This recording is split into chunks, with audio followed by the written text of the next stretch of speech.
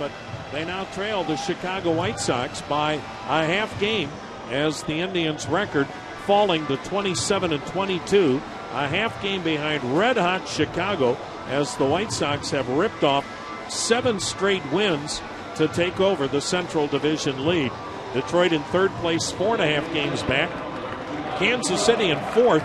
They are now 7 games behind the White Sox with a record of 20-28.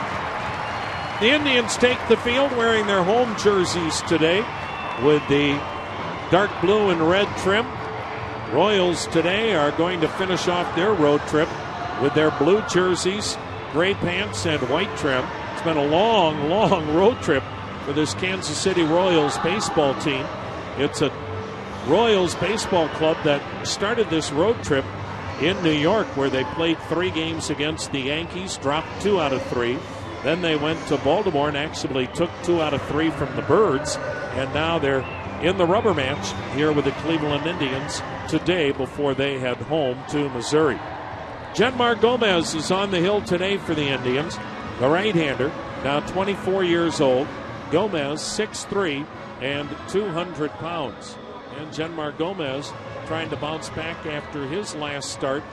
That was the start that's kind of gotten the Indians into this bit of a funk. The Indians have lost 4 out of their last 5 games, and primarily they just haven't had the starting pitching that they have had throughout the season. Gomez was beaten by Chicago on Friday night when he gave up 6 runs in 5 2/3, and one time through the rotation, really all of the Indian starters have struggled, and so Gomez will see if he can put an end to that here today. Gomez with the 2-seam fastball, that sinker, cutter, slider, changeup, facing the Royals for the second time this year. He had a brief outing on April 14th at Kauffman Stadium. That's when he got ejected for drilling Mike Moustakas. He only worked 2 innings in that game, giving up 1 earned run. Lifetime Gomez, 2 wins, 2 losses against the Royals with a career ERA of 3.81. He'll face a lineup that features 5 left-handed hitters, including the guy leading it off, left fielder Alex Gordon. Gomez works in the middle of the pitching slab. He has the sign from Luke Carlin, the wind, and today's first pitch, and it's outside ball 1, and we're underway at the corner of Carnegie and Ontario. 12:08 first pitch, 70 degrees, 0870. Gomez into the motion, and the 1-0 pitch to Alex Gordon, and Gordon swings and misses. That'll even up the count at a ball and a strike. Gordon 3-for-9 in the series, now batting .232. He's gone deep 4 times, knocking in 19. Gomez with the 1-1, and it just did catch the outside corner, a called strike at 1-2. Indians are medium deep, spread out in the outfield. Just a whisper of a breeze blowing in. Now the 1-2 pitch, a swing and a foul to the screen, and the count stays 1-2. Our game time temp, 70 degrees, brought to you by Domino's Pizza. Time for Domino's Pizza, the official pizza of the Cleveland Indians. Order online now at Domino's.com. Into the motion, the 2-2. Just a bit high. Beg your pardon, now the count 2-2. Gordon's numbers way off from a year ago. Last year he batted .303, 23 homers, 87 RBIs, 45 doubles, and a Gold Glove. The pitch to him, he swings and misses at the off-speed pitch. Looked like a hanging changeup high and outside, and Gordon strikes out to start today's ballgame. The Indians defensively have Shelley Duncan in left, Michael Brantley in center, and Shin-Soo Choo is the right fielder. Eric Haas, Casey Kochman at first, Jason Kipnis at second, as Drupal Cabrera at short. Jose Lopez again at third, and the catcher Luke Carlin. Now taking a first pitch strike, the right-handed hitting second baseman Johnny Giavotella. Had a couple of hits in last night's Royals win. That was over in a hurry after the second inning for the most part. The wind, the pitch, a swing and a miss. And the count 0-2. Giavotella was hitting .331 at AAA, batting .214 since coming up from Omaha. No homers, 4 RBIs.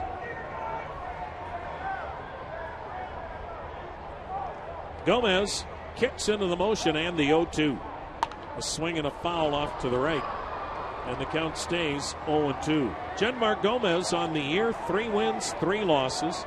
Earned run average 394. This is his 9th start. He's worked once in relief. He averages 6 innings per start, averaging 5 strikeouts, 3 walks per 9 innings. He delivers, and the slider down and away, and the count 1 ball, 2 strikes. The Royals have Doug Sisson coaching at first, Eddie Rodriguez at third for manager Ned Yost. Gomez takes a deep breath. Into the motion, the 1-2 pitch. Down and away, missed with that cutter, and the count 2-2.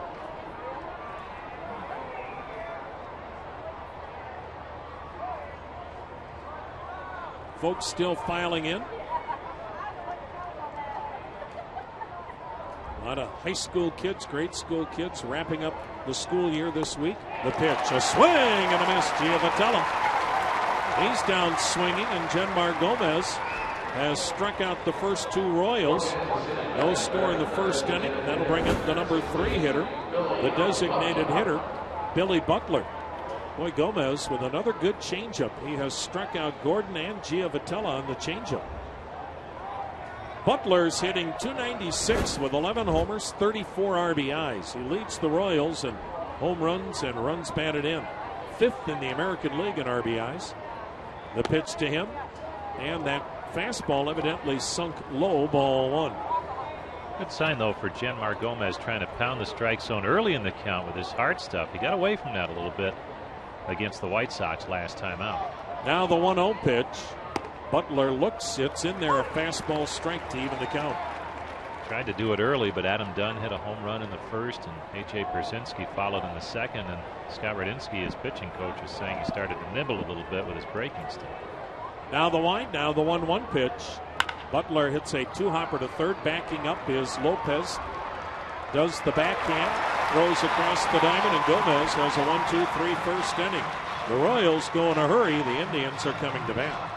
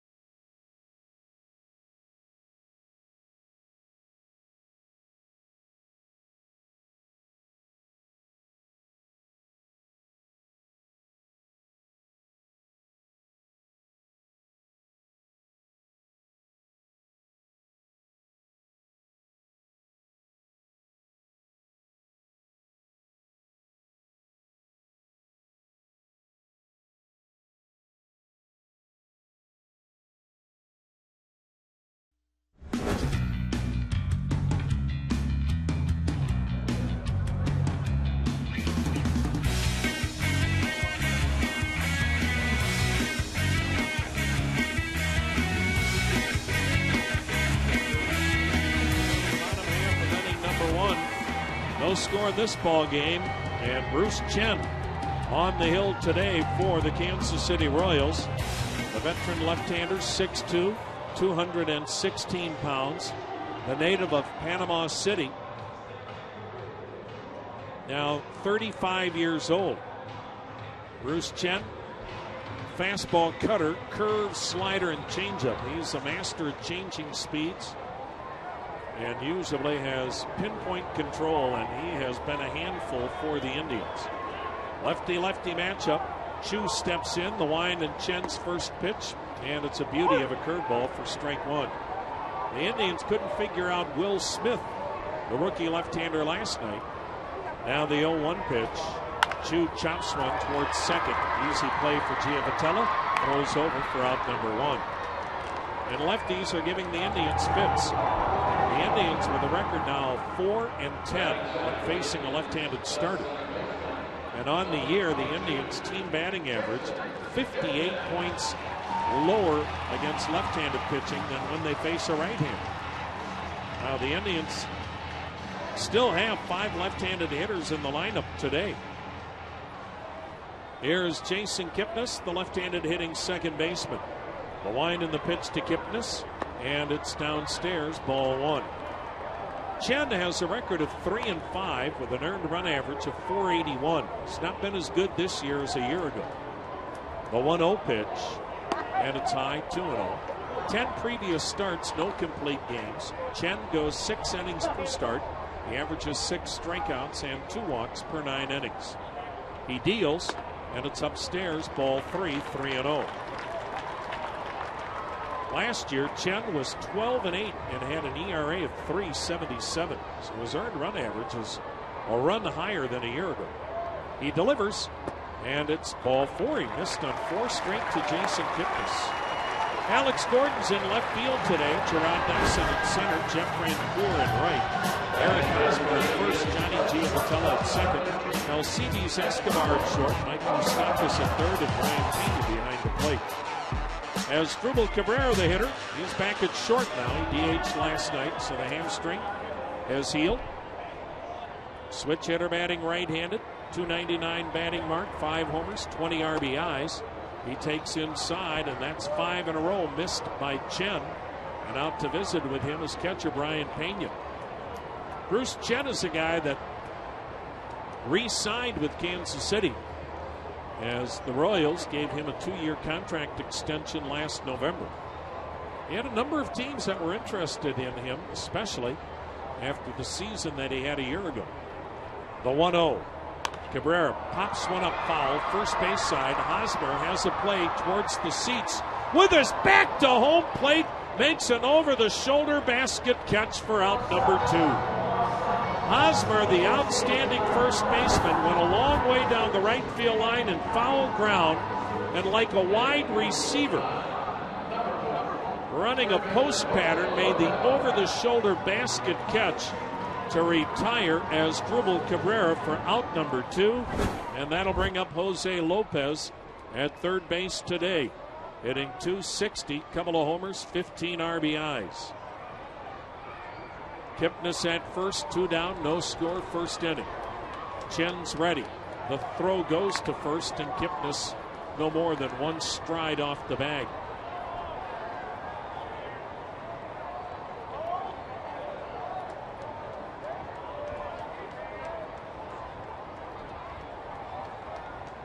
The runner goes, the pitch is taken a strike, throw down to second, no chance.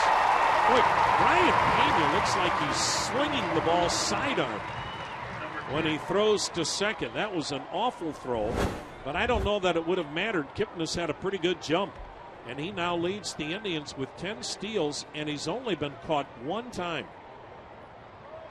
A slight hitch in the delivery, too, for Pena. For whatever reason, a hesitation right at the top when he was getting ready to release. Now the set, the pitch, and it's up high. 1-1 the count. Jason Kipnis, the most stolen bases that he has had in pro ball, 17. That came a year ago when you combine his numbers between Columbus and Cleveland. And Kipnis, 10 steals already. There he goes to third. The pitch inside. Throw to third. Head first slide. It's another steal. Boy, Bruce Chen just completely ignored Kipnis at second. And Kipnis said, "You want to give me a running start? Why not?" Now 11 stolen bases for Kipnis. He's at third with 2 down. And the Indians with a runner at third, 2 down, no score. And the count, 2 balls and a strike on Lopez, who's 1 for 15 lifetime against Bruce Chen. Outfield really pulled around toward left. The pitch. He swings and sends a fly to right. Down the line, it slices foul. And the count 2-2 on Jose Lopez. Well, get your seats for the best fireworks show in town this weekend. Fireworks on Friday and Saturday night, presented by RTA. Tickets available at Indians.com. Twins in town this weekend, Friday and Saturday night. And then the Indians trying a new start time for a few Sunday games this year. They'll play the Twins Sunday at 3:05. Kipnis takes his lead at third, 2 down, first inning. Indians and Royals, no score. Lopez awaiting the 2-2 pitch from Chen. Here it comes. Up high, he laid off, and the count is full.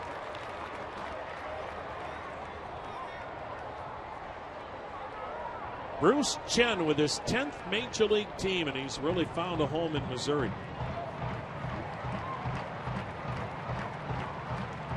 Now the payoff. A swing and a high fly ball to center. Gerard Dyson.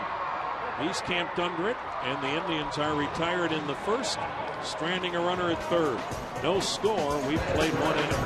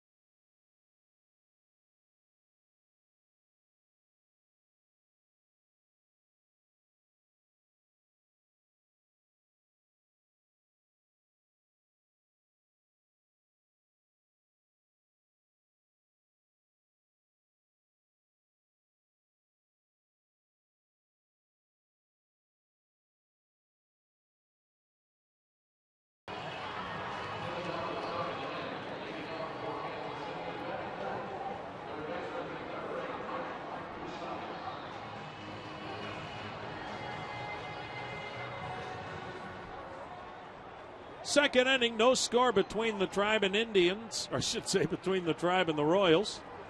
It's not an inter-squad game. Mike Moustakas, the cleanup hitter, left-handed batting third baseman, and he looks at a Genmar Gomez that sinks off the plate for ball 1. Moustakas, the wind and pitch to him, and he drills one to right, but foul. And the count now 1-1. He had 4 RBIs last night. That was a career high when he had a 2-run homer and a 2-run single. He's now batting .273, 8 homers, 23 RBIs. The wind and the 1-1. That's in there. A fastball strike, 1-2 the count. Used biodegradable, non-toxic Simple Green to keep your gear clean. Simple Green cleans at the speed of light. Now the pitch downstairs. 2-2 the count on Moustakas, the Royals' former first-round pick just 5 years ago. Second pick in the draft, right behind David Price, who went to Tampa Bay. Gomez with the 2-2. A swing and a long drive to right. Down the line, it is hooking foul. That time, Gomez hung a changeup, and Moustakas just got out in front of it. Boy, the Indians need a good start today from Gomez to try to stop this stretch here where the Indians are giving up a lot of runs, playing from behind a lot. Now the 2-2 pitch. Swing and a foul off the screen in front of the Royals' first base dugout. Still 2 balls, 2 strikes. If you haven't heard, Travis Hafner's done for at least 4 to probably 6 weeks. He'll have arthroscopic knee surgery for a torn meniscus tomorrow. The 2-2. Swung on, popped him up. Third baseman, Jose Lopez, fighting the sun, in on the grass, makes the catch about 50 feet from home plate. And Moustakas is out, number 1. And as Manny Acta said on the pregame show today, obviously you miss Travis Hafner as an impact bat in the middle of the lineup. Just his presence impacts the other hitters around Travis, and even if he's struggling, he still is drawing a lot of walks. So when he does struggle, he's not a guy that's not on base. Here's Jeff Francoeur, pitch in the dirt to the backstop. And who's going to replace Travis Hafner? We'll have to wait and see who the Indians go get, because today they brought up Scott Barnes to fortify the bullpen. He's a left-hander, so the bullpen's back to 7 relief pitchers. But the Indians will need to add a bat. The 1-0 pitch inside 2-0. And you would think now that as Drupal Cabrera is healthy, Juan Diaz is the guy most likely to go down, although you still need a backup shortstop. With Jack Hanahan on the DL, you don't have that. Now the 2-0 pitch. Swung on, fouled at the plate, 2-1. It's amazing in such a short period of time. Just a week ago, things seemed pretty well settled lineup wise, and you had your backups pretty well set. And it changes in a hurry.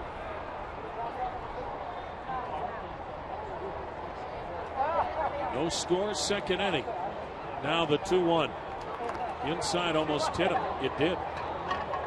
Got him right on the arm. Jeff Francoeur hit by the pitch. Tried to get out of the way. Got him on the forearm, it looked like. So Francoeur is aboard with 1 down, hit by the pitch. That'll bring up Eric Hosmer, the left-handed hitting first baseman. Hosmer batting .203, 6 homers, 25 RBIs. Left-handed hitting first baseman. Still one of the elite prospects in all of baseball, despite the fact his numbers are way off from a year ago. His batting average is 90 points below what he hit as a rookie. But that won't last long. Indians really playing him to the right. And he drills one by a diving Cabrera into left center, another base hit. Heading for third, Francoeur. The throw to second by Brantley hits Francoeur. Caroms to the pitcher, Gomez, and Royals at the corners. Oh, aggressive base running by Jeff Francoeur. Even with the infield pull to the right, Hosmer hit a bullet by the diving shortstop as Drupal Cabrera into left center. And Francoeur still went first to third, testing the arm of Michael Brantley, whose throw hit the sliding Francoeur as he was on his way to third. And the Royals are threatening with runners at first and third. 1 out, no score in the second for the switch hitting catcher Brian Pena, who's batting left-handed. Gomez is ready. The pitch. Pena takes, it's in there, a strike. On that last play for Francoeur, he's fast enough where you can force Michael Brantley to make a perfect throw, and that's what it would have taken to retire him at third base.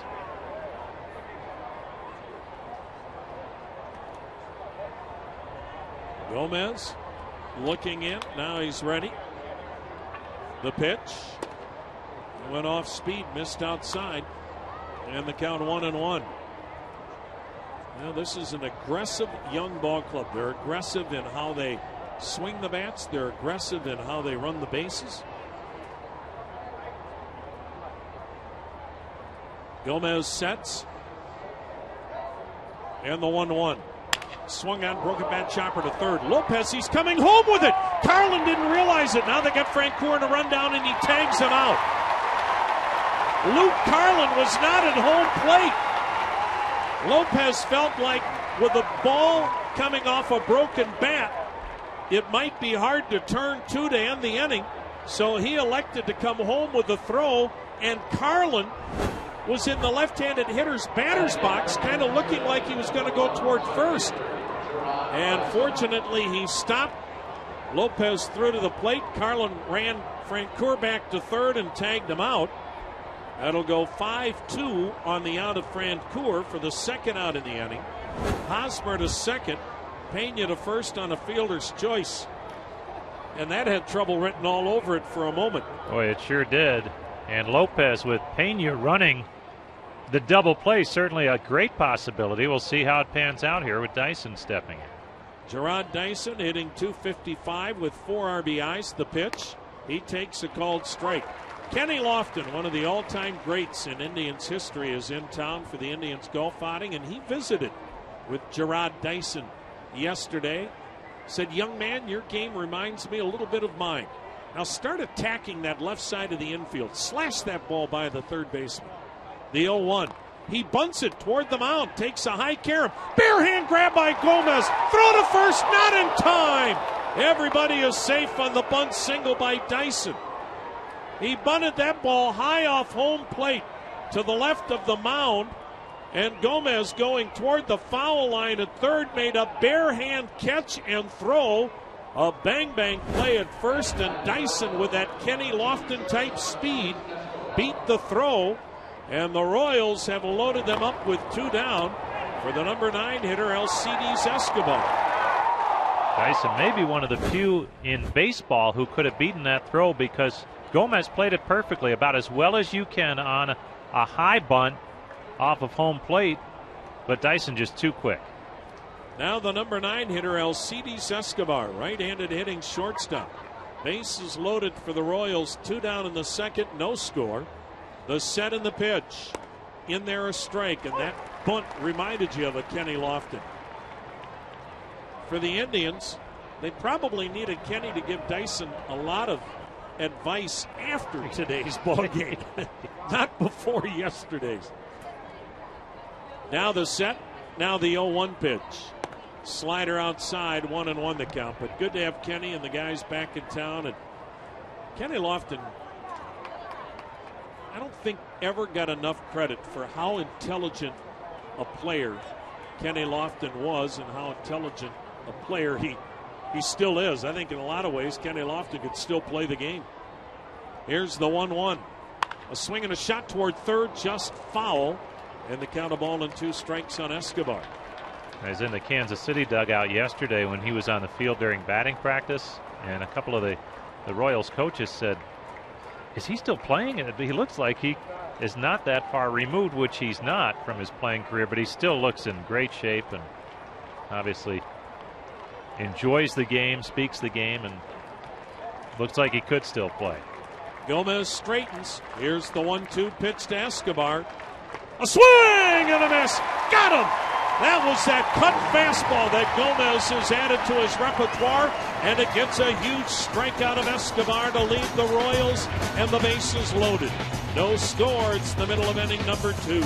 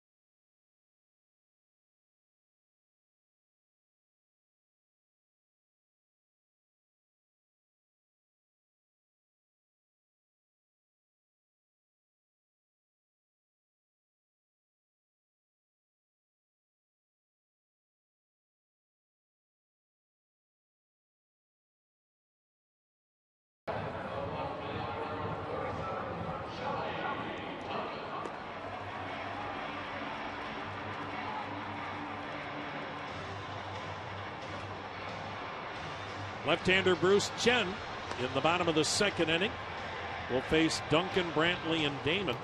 5, 6, and 7 in Manny Acta's batting order. No score. Royals and Indians on a gorgeous Wednesday afternoon. Off day tomorrow. The Indians entertain the Twins this weekend. Fireworks Friday and Saturday nights. Plenty of tickets remain. Then a 3 o'clock start on Sunday. Shelley Duncan in left field today, batting .200, 4 homers, 11 RBIs. The wind of the pitch. Duncan takes a curveball inside. Manager Manny Acta was saying in the absence of Travis Hafner, he will not have just one guy be the DH. Chen with a 1-0 pitch and another breaking ball down and in, 2-0. His philosophy on that now will be to rotate people in that DH role. The 2-0 pitch inside corner, a strike, 2-1. Johnny Damon's DHing today. You can have Carlos Santana have a quasi day off as a DH when he's back playing. Shelley Duncan can DH the 2-1. Swung on, fouled back, 2-2. Well, literally anybody can DH.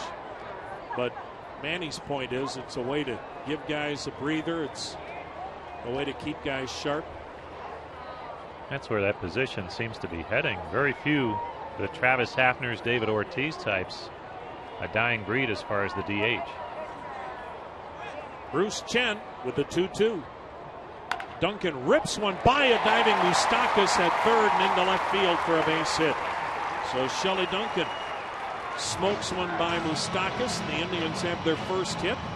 That'll bring up the center fielder Michael Brantley. Now you run into this logjam of left-handed hitters, and this is where the Indians run into trouble against southpaws. They don't have enough right-handed hitting to break up the lineup. So now the next 3 hitters are left-handed.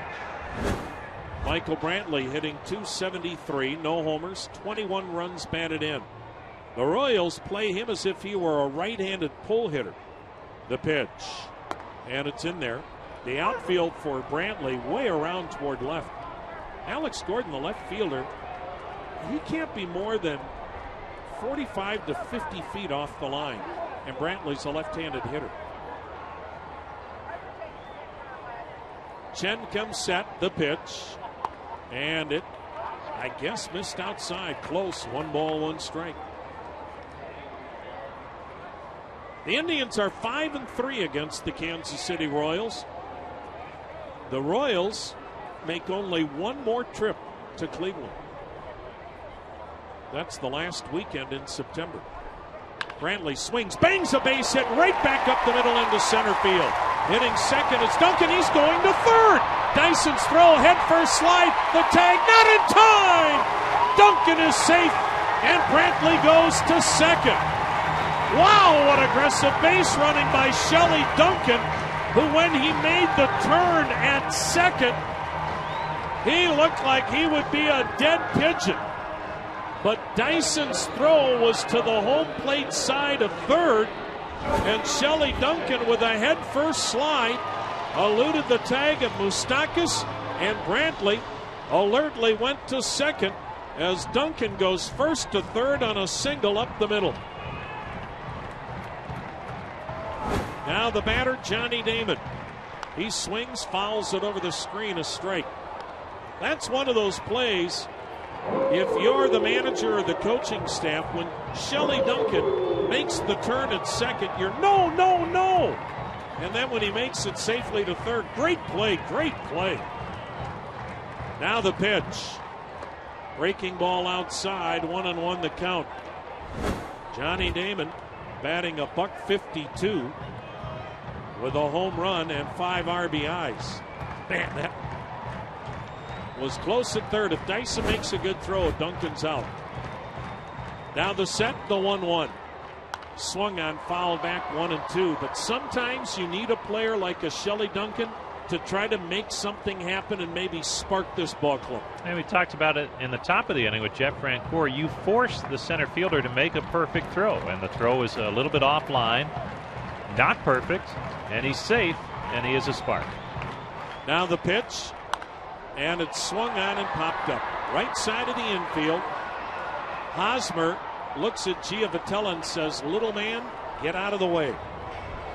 Eric Hosmer retires Damon on a pop-up to first, and runners stay at second and third. One down for Casey Kochman. Eric Hosmer absolutely towers over Johnny Giavotella. Giavotella is 8 inches shorter than Hosmer. There was no way he was taking that pop-up away from Hosmer. Casey Kochman, the Indians hitter, left-handed batting first baseman, hitting .220, 3 homers, 16 RBIs. Duncan at third, Brantley at second, 1 out, no score in the second. The Royals conceding the run, the infield back, the pitch. And a breaking ball just off the outside corner for ball 1. Yeah, what the Indians needed from Johnny Damon was one of those ground outs where you get a run in, get a runner over.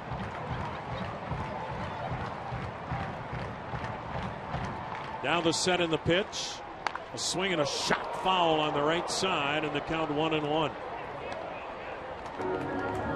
The Indians, too many times, have left pitchers off the hook early. It happened last night with Will Smith. And they've got a chance here in the second inning against Bruce Chen.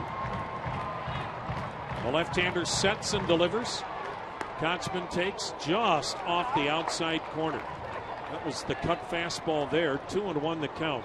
Chen is a lot like Jamie Moyer in that he does not want you to swing at a strike. He just tries to get you to chase that pitch maybe a couple of inches off the plate. So far, the Indians have been pretty disciplined. The pitch, a swing and a foul back. 2-2 the count. Bruce Chen cannot live by making mistakes on the plate. He doesn't throw that hard, but terrific at keeping hitters off balance with changes of speed. He'll change eye level as well.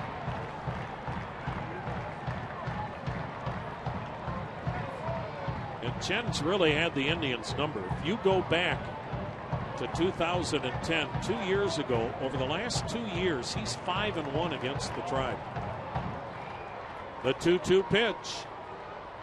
Off the outside corner, Kochman did not offer, and now it's a full count. Luke Carlin waits on deck. 1 out, Indians at second and third, no score in the second. Kochman having a good at bat. Minimum, he's got to hit a ground ball here to get a run home. The payoff, swung on, fouled it over the screen as Chen got it in on the hands of Kochman.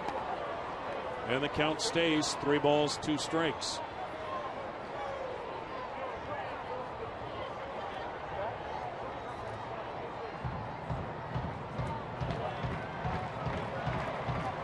Duncan at third, Brantley at second. 1 out in the second. Infield back, no score. The 3-2 offering. A swing and a little bloop job to right. Francoeur coming hard, and he dives and can't make the catch. Base hit. That'll score. Duncan. Brantley to third, and Casey Kochman with a bloop single to right. That eluded the diving effort of Jeff Francoeur, and the Indians have a 1-0 lead. He chased a pitch up high and got enough of it to get it into the outfield. And Kochman's month of May, where he has been so strong after a tough April, continues. That's his 13th run driven in this month, and it puts the Indians in front. That'll bring up the catcher, Luke Carlin, batting 9th today. He'll switch hit and swing from the right side. 3 for 10 since coming up. He batted .227 at AAA Columbus. The pitch. Inside, ball 1. So Casey Kochman has 17 RBIs. And at this point, it really doesn't matter how you get that run home or what kind of a hit it is. It's an RBI single. Brantley now at third, Kochman at first. Infield double play depth. Chen's pitch. Inside again. He's missing with the breaking ball off the inside corner to the right-handed hitters. and off the outside corner to the left-handed hitters. It's just breaking so much right now for Bruce Chen.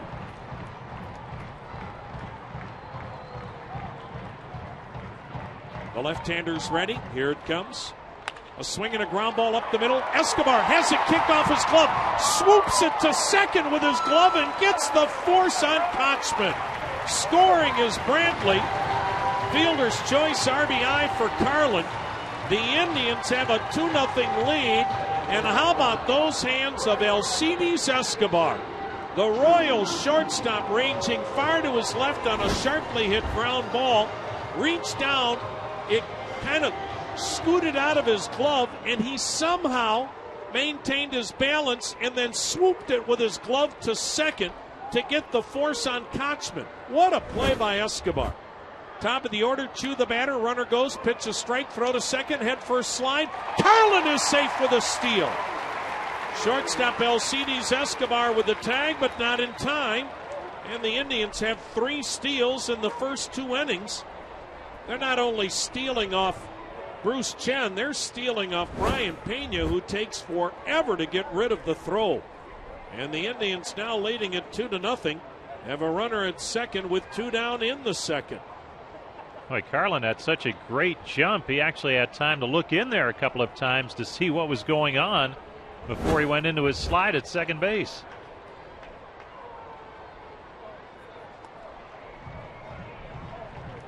Luke Carlin with the stolen base, his first. Chu grounded out his first time up. Here's the pitch, and it's down low.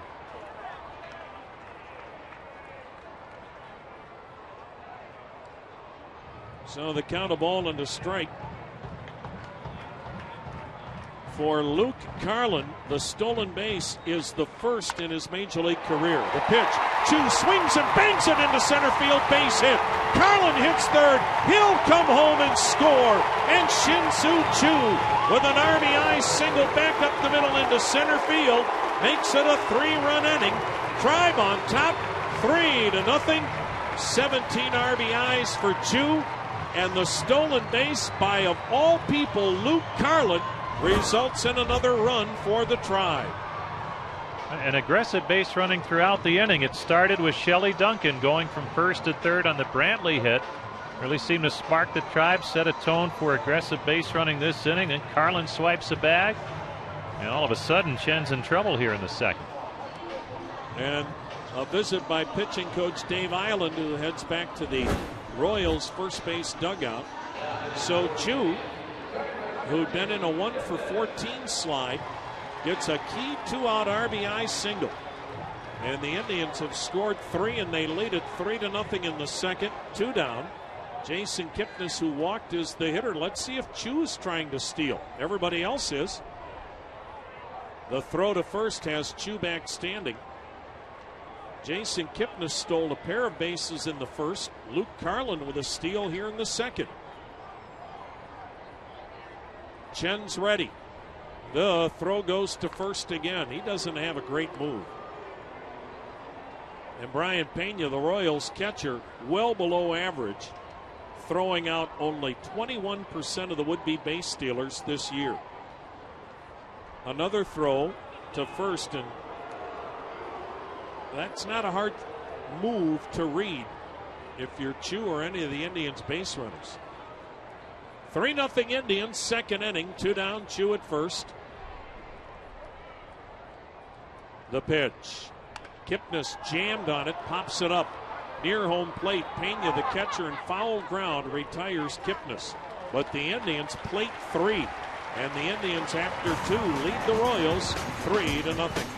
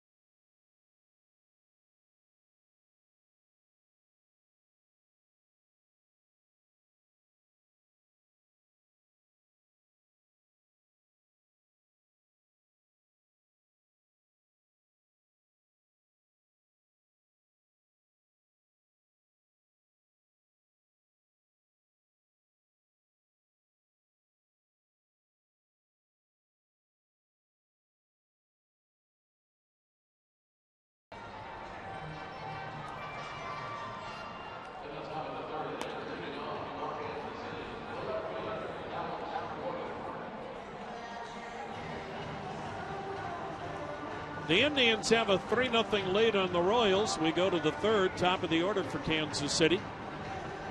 Genmar Gomez now gets to work with this 3-run cushion. He struck out Gordon the first time up. Gomez has struck out 3 in the first 2 innings. Now, we've talked about the Royals this week, how they still have as many good young position players as any team in the American League. I mean, their future is unlimited. The wind and the pitch. Gordon shows bunt, takes a strike. But when you're desperate for starting pitching, you've got to make trades and give up good people. And they made a trade with the Giants for Jonathan Sanchez. So far, that has not worked out very well. Now the wind and the 0-1 pitch. Gordon banks one on the ground to first, fielded by Kochman. He'll run to the bag and beat Gordon for the out. Jonathan Sanchez is on the disabled list, and when he was pitching, he wasn't very good. 1 win, 2 losses, an ERA of 6.75. But when you have to trade for pitching, it's a steep price that you pay. They had to trade Melky Cabrera. And Melky Cabrera gave this lineup a really different look a year ago. He was an integral part of this Kansas City offense. Johnny Giavotella takes low ball 1. And Melky Cabrera last night got his 50th base hit in the month of May to break a record held by Willie Mays. Now the wind and the 1-0 pitch. Swung on, drilled to left field. That's a base hit near the line. It'll get down and go all the way to the wall. Giavotella on his way to third. The throw not nearly in time. It's a stand-up double. His 3rd double of the year since coming up. But Melky Cabrera, the former Royal, who went in the Jonathan Sanchez trade with his 50th hit last night, passing the record set by Willie Mays for the most hits ever in the month of May by a San Francisco player. And Melky Cabrera now leading the National League in hitting at 376 and leads the major leagues in hits with 77. The number 3 hitter, Billy Butler, fouls it back to strike.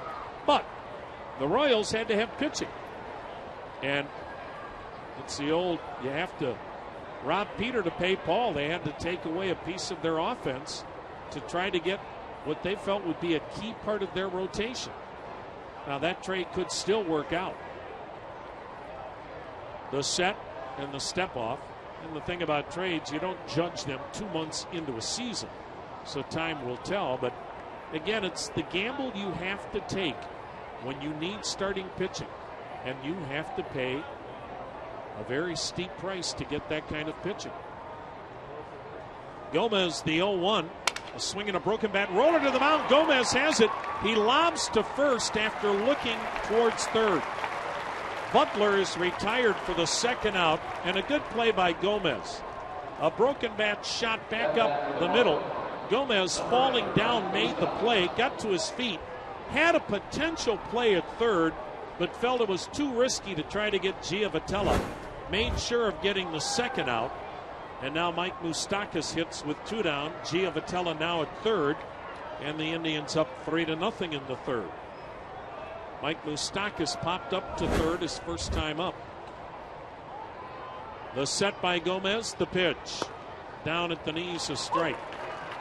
And give Melky Cabrera credit. He was a good player with the Yankees. They traded him to Atlanta. He got fat, had a bad year. Signed on with Kansas City last year, got back into shape, and he's been going well since. That pitch down and away. The count 1-1. And boys, he's been a big addition for that San Francisco offense. And the Royals hoping that Jonathan Sanchez still becomes the pitcher they envisioned when that trade was made. And Cabrera is still just 27 years of age. Seems like he's been around longer than that. Came up so young with New York. They felt like they had to get him away from Robinson Cano. They felt like the two of them were not good together from the standpoint it was not going to be good for each other's careers.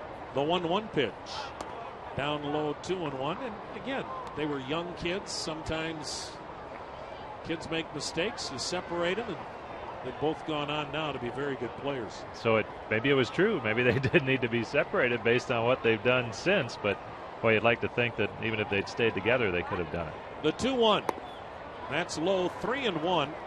Left-handed hitter up with a right-handed hitter on deck. Indians with a 3-0 lead. Royals batting in the third. Runner at third, 2 down. Moustakas awaiting the 3-1 pitch. Here it comes. A swing and a miss, full count.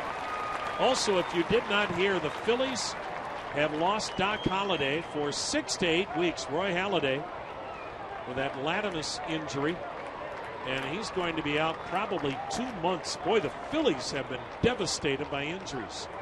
Ryan Howard, Chase Utley, now Roy Halladay. Wow. Now the payoff pitch. Swung on, drilled to left center. Base hit, Mike Moustakas. Royals are on the board. The ball is in the gap. Moustakas makes the turn. He'll go to second and beat the throw by Brantley. It's an RBI double to left center. And the Royals now trail at 3-1. And the Indians may have to quit pitching to Mike Moustakas. He has 5 RBIs in the last 2 ball games. Now the right-handed hitting Jeff Francoeur hit by a pitch his first time up. Moustakas with his 12th double and 24th RBI of the year. 3-1 Indians. Royals batting with a runner at second, 2 down in the third. Francoeur's been on a tear. Gomez checks second. The pitch. A swing and a foul down the right side. Over the last 16 games, Francoeur hitting .354 with 5 home runs during that stretch. He is one of the great guys in the game of baseball. What a clubhouse presence he has been. What a great pickup by Dayton Moore and the Royals to get Jeff Francoeur a year ago. Now the 0-1. Down and away, 1-1 the count. Also, if you did not hear, Jared Weaver with a bad back goes on the DL for the Angels, who've been on fire, winning 8 in a row to pull to within 5.5 games of Texas. Weaver feels like after 2 weeks his back should be okay. We shall see. The 1-1, a swing and a miss. A ball and 2 strikes on Francoeur. And again, if you did not hear, Roy Oswalt has signed a free agent contract with the Texas Rangers. That's what they need. Another good arm. My goodness, is that club loaded. Indians 3, Royals 1. We're in the third, 2 down. Moustakas at second. The 1-2 offering. Inside, almost hit him again. 2-2. You might say, why would Texas sign another arm? But the 2 prior stories tell you everything you need to know. So fragile, you can never have enough pitching. Kind of makes you wonder, Rosie, does Neftali Feliz eventually get moved back into the bullpen when Oswalt's ready to pitch? Now the 2-2. Swung on, fouled upstairs. We'll do it again. He's already had the 1 stint on the disabled list as a starting pitcher. You just wonder if he's able to make that adjustment, and if they're going to be in contention, how many innings is he going to jump from as a closer to a starting pitcher come August and September? How would that hold up? It was odd that they put Agando back in the bullpen and then put Feliz into the rotation, but they were concerned about Feliz's mental makeup after the rough World Series. Could he rebound and be the closer he once was from a mental standpoint? Now the 2-2 pitch to Francoeur. Low, full count. Let's pause 10 seconds for station identification on the Indians Radio Network.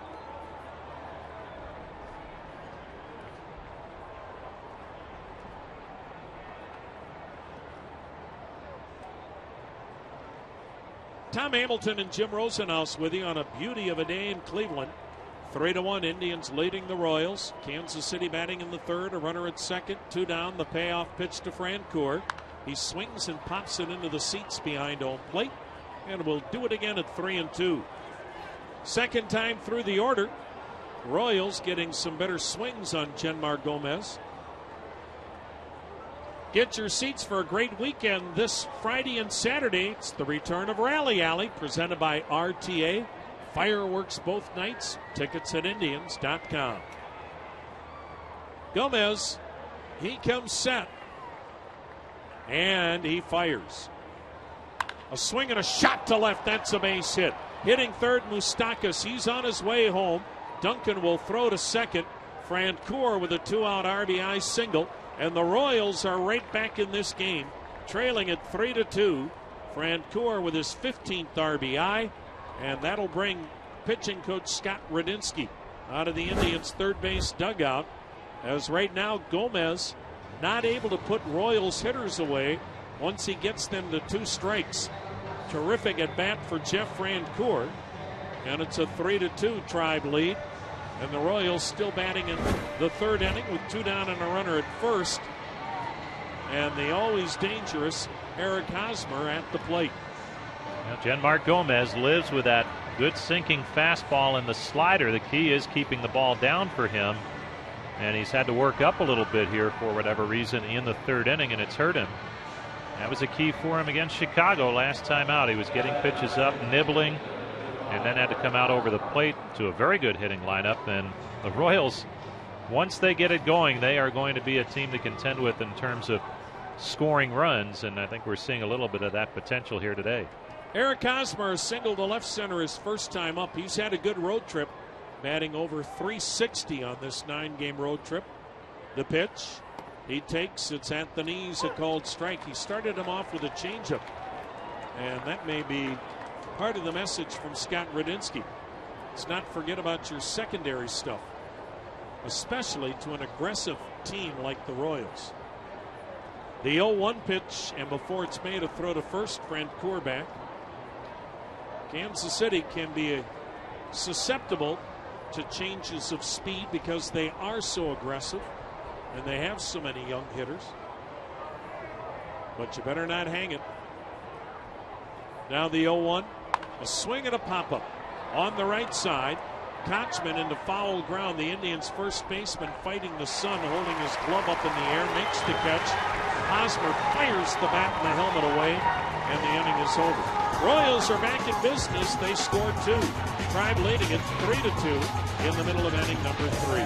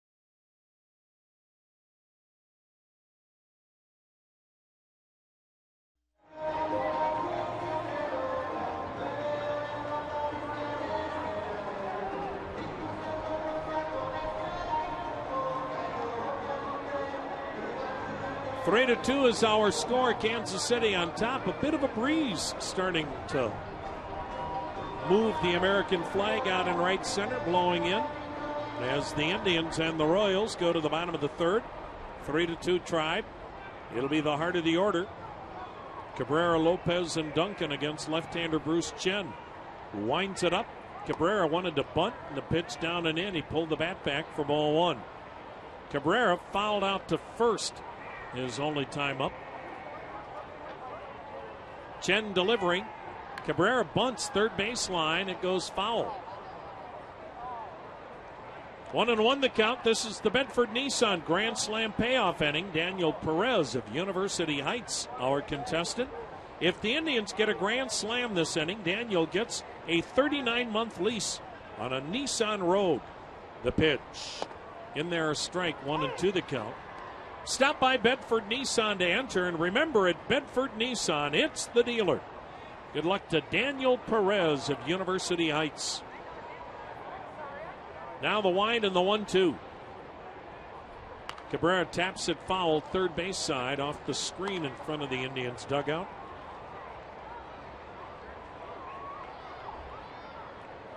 Lou Marson still not able to catch. He was hit in the face by Gavin Floyd over the weekend in Chicago. The pitch. A swing and a weak chopper on the right side that finds a hole and gets into right field for a base hit.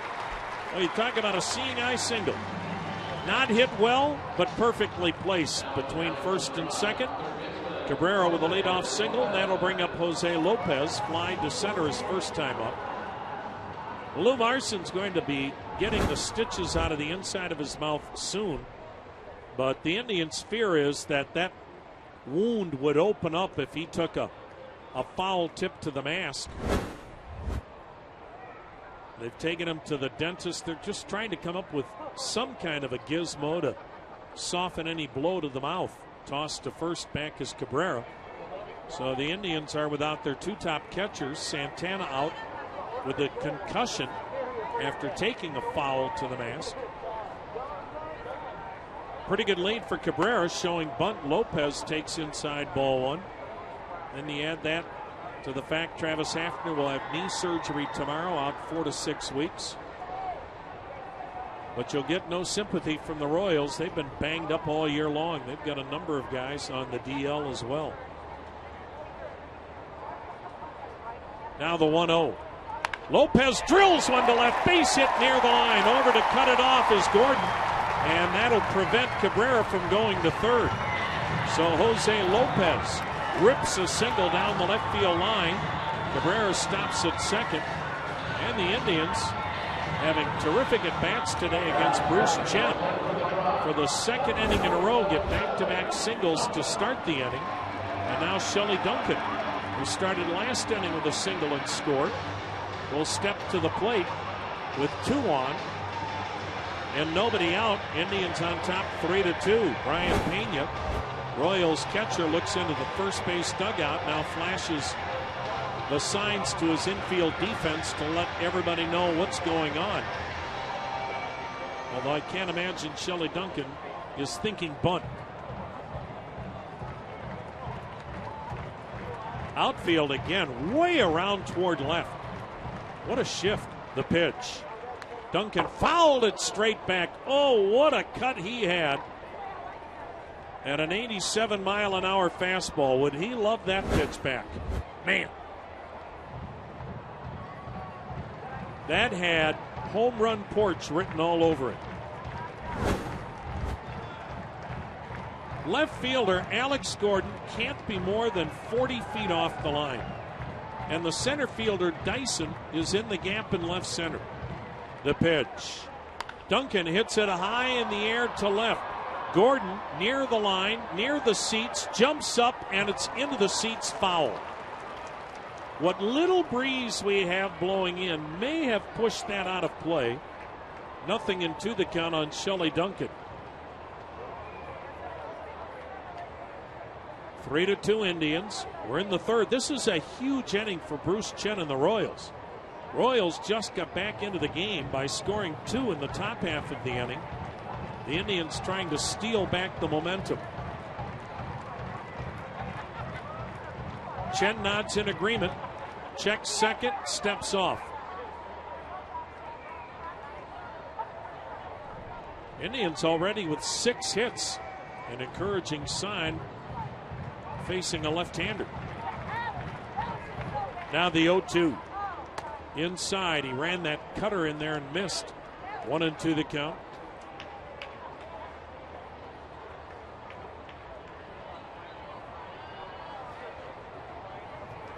3 runs, 6 hits for the Tribe, 2 runs, 5 hits for the Royals. Indians at first and second, nobody out, bottom of the third. Duncan awaiting the 1-2 pitch from Chen. Here it comes. He swings and misses. Got him with a fastball. Huge strikeout for Chen, his first. And the runners stay at first and second. 1 out for Michael Brantley. Singled up the middle and scored last inning.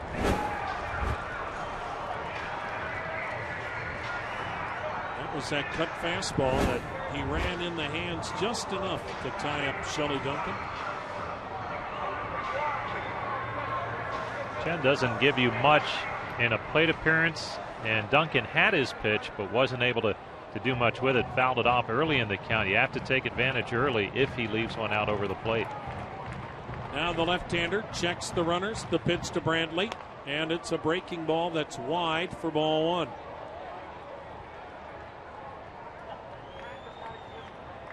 Michael Brantley is one of the Indians' few left-handed hitters that have hit left-handed pitching, batting .274 against lefties. His numbers identical left or right. The pitch. Another breaking ball outside, and the count 2-0. And if you're going to have this many left-handed hitters on a ball club, they've got to be able to hit left-handed pitching.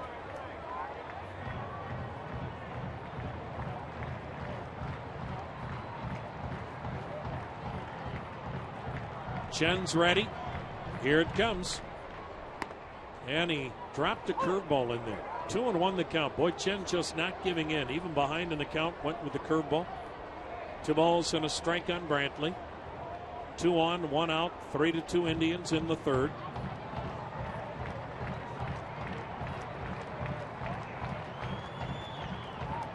The next delivery, a swing and a little bloop job to left, but Gordon coming in makes the catch.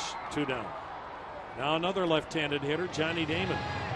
He popped up to first his only time up. Damon's one of the few Indians with great career numbers against Bruce Chen. He has 2 home runs in his career off Bruce Chen, and Johnny Damon batting .464 lifetime against Chen. 2 out, 2 on. Indians with a 1-run lead.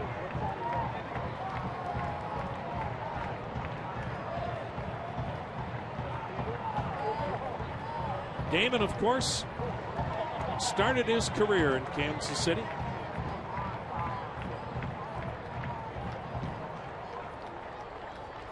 The pitch to him, and it's off the outside corner, ball 1. Johnny Damon,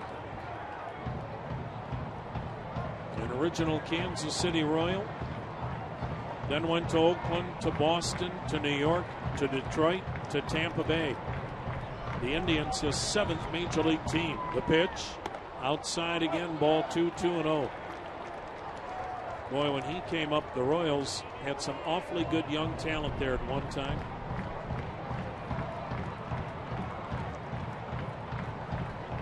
Part of the problem for the Royals, that was when the Indians were in their heyday back in the 90s.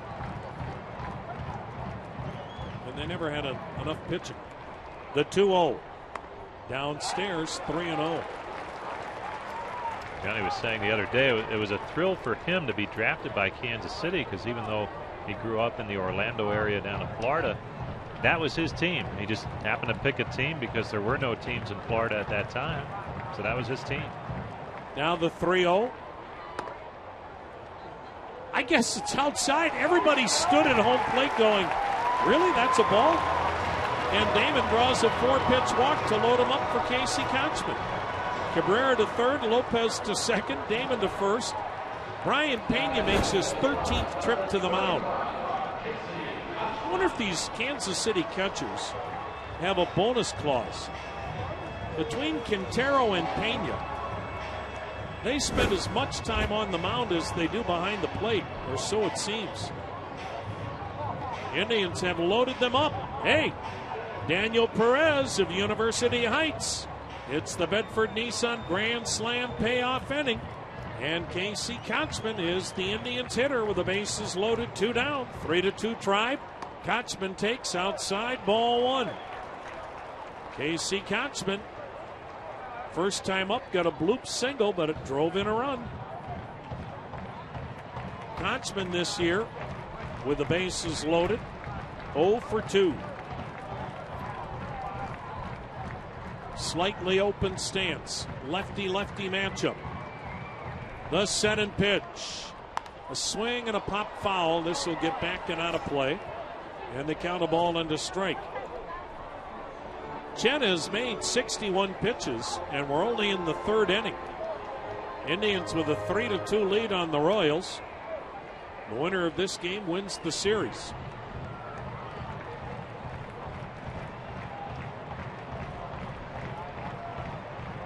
Now the 1-1. High, 2-1. White Sox in Tampa Bay are underway. No score in the first. White Sox have won 7 in a row and now have first place to themselves. Half game better than the Indians. Chen looks to third. There's nobody there except Cabrera. Now he'll step back on the rubber. Outfielders, medium, deep, straight up for Konchman. The pitch to him. He yanks it foul on the right side. That was all he could do with that pitch, way inside. And the count 2-2. 2 outs, 3 on. Tribe up 3-2.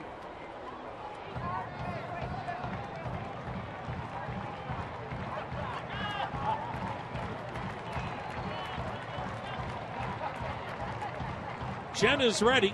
Here it comes. A swing and a foul back. That was a pretty good 2-strike pitch. Konchman spoiled it.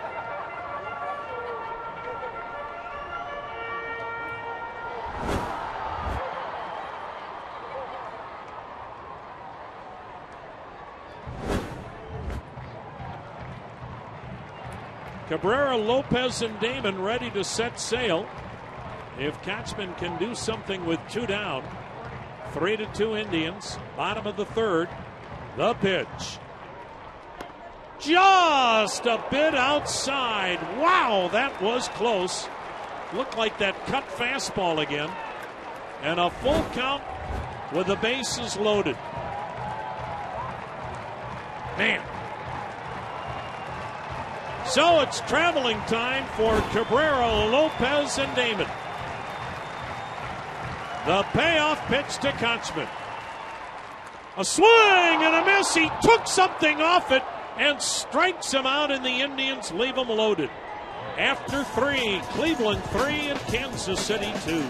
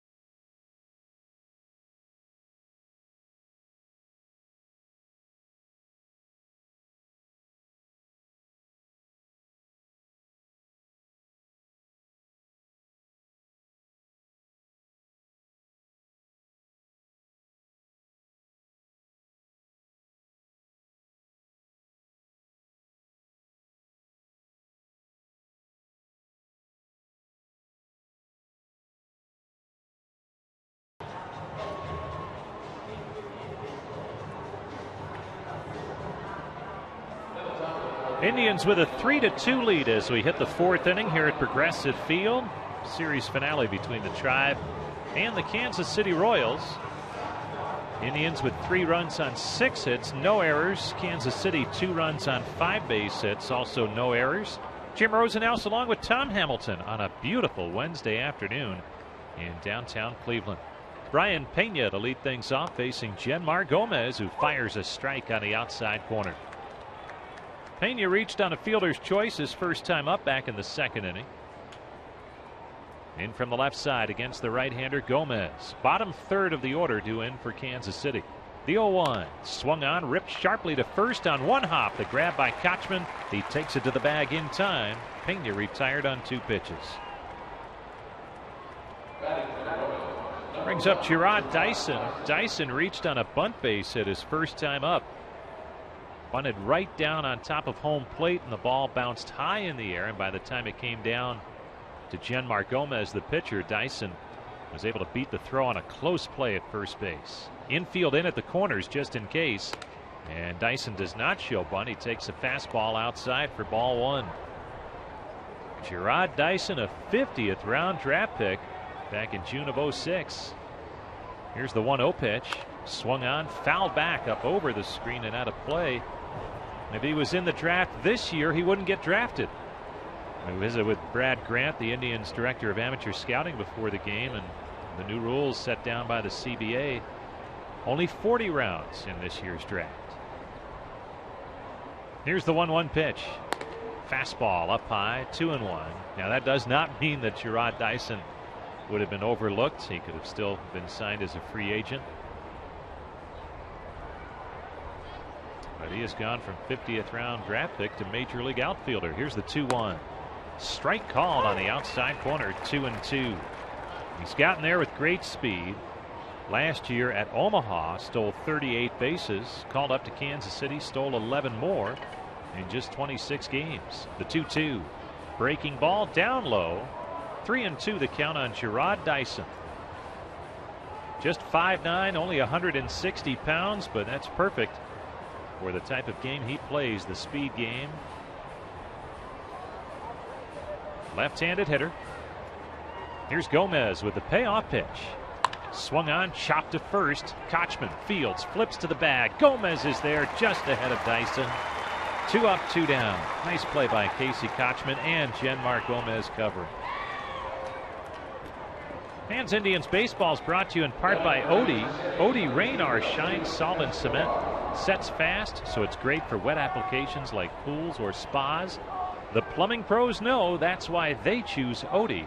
Go to Odie.com for more information. After a long 3rd inning in which he allowed 2 runs, Genmar Gomez looking to set the side out in order and work through it quickly here in the 4th. Drive in front, 3-2. The number 9 hitter Alcides Escobar steps in. The pitch from Gomez. Escobar shows bunt, takes a breaking ball low and outside.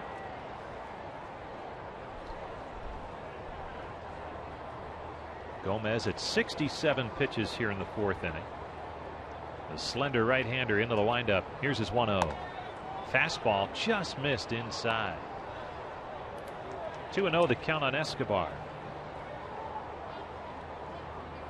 Escobar, a strikeout victim, his first time up.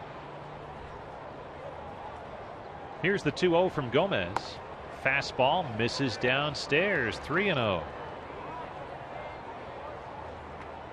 Genmar Gomez has yet to walk a batter today. He has hit a batter, and he struck out 3. Here's his 3-0 pitch. Fastball in there for a strike. 3-1 the count on Alcides Escobar. With Alex Gordon at the top of the lineup waiting on deck. Here's the 3-1 pitch. Swing and a miss. 3-2 the count on Escobar, who had the home run cut, but now awaits a full count offering from Genmar Gomez. Gomez into the windup. Here's his pitch. Swung on, pulled foul up the 3rd base side. We'll do it again on 3-2. You know, the Royals had that slow start that featured a 12-game losing skid in the month of April.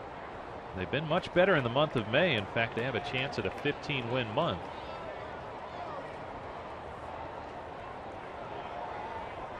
Here comes the 3-2 pitch to Escobar.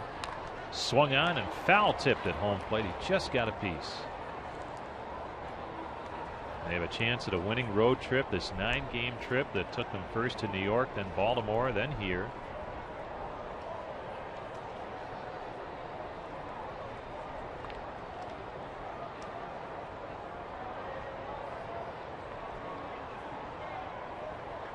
Now Gomez looks in. Has the sign from Luke Carlin. Here comes his payoff pitch. Swung on, a chopper to third, cut off in the hole by Lopez. Throws on the run, but throws wide of first base. He pulls Kochman off the bag and safe at first. And he may have been anyway, even with a good throw, as Alcides Escobar. That'll go as an infield single for the Royals shortstop. And ball got in the hole between third and short, and Lopez did well to cut it off, but he just couldn't set himself and make a strong, accurate throw to first base. So it's a 2-out base runner for Kansas City. Royals trailing by a run. Escobar with good speed at first as Gordon steps in. There he goes with the pitch. The pitch is down low. Throw by Carlin, not in time, and it's dropped anyway by the shortstop Cabrera. Big jump by Escobar. He took off on first movement, and maybe prior to that, from Genmar Gomez, and he steals the base, his 8th of the season. So the tying run in scoring position for Gordon, who's 0 for 2. He has struck out and bounced to first. The pitch from Gomez. Swing and a miss. 1-1 the count on Alex Gordon. Really struggling with runners in scoring position after a solid RBI season a year ago. 192 on the year, but worse than that of late. The 1-1, there goes the runner, and the pitch is swung on, lifted high in the air to deep left center. Duncan going back, reaches out, he can't make the catch. Scoring is Escobar. Into second is Gordon, and this game is tied at 3. Duncan got back to the warning track, and he leaped in the air, but he could not haul that ball in as it hit near the base of the fence in left center. And the Royals have tied the game. Well, Indians left fielders have had a problem getting back to the wall. You just can't keep drifting on the ball. You've got to race to that wall, get there, turn, and then try to find the baseball. Otherwise, what happens is what just happened. Now the go-ahead run in scoring position. Giavotella lines it past the second baseman Kipnis. It falls in front of the center fielder Brantley. And it's another run as an RBI single for Johnny Giavotella. Plates Alex Gordon. And just like that, Kansas City has taken a 4-3 lead. Not hard hit by Giavotella, but just enough as Kipnis gave it a great effort, but couldn't come up with it on a diving attempt on the cut of the outfield grass. Johnny Giavotella with a double and a single now. 2 for 3 on the day. Here's Billy Butler. Gomez has now surrendered 4 runs on 8 base hits. Throws back to first, not in time. Kochman thought they had him.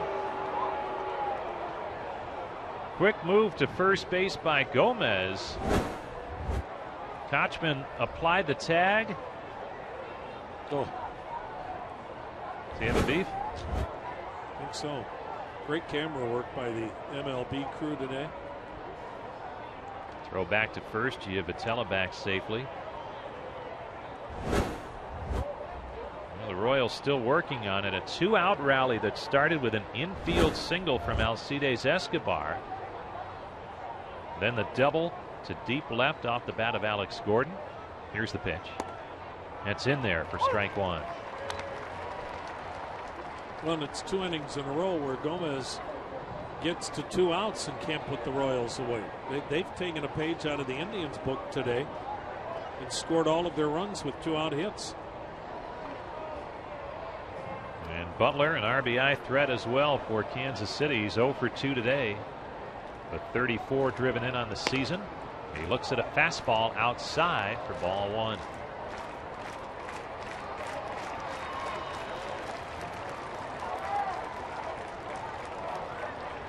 pitch count continuing to climb for Genmar Gomez. He's up to 80 pitches now in the 4th inning. Indians do have reinforcements in the pen. Scott Barnes up from AAA Columbus. Throw to first. Giavotella is out. That time they got it. Kochman with the tag, and the side is retired. The Royals score 2. We head to the bottom half of the 4th inning. It's Kansas City 4, the Indians 3.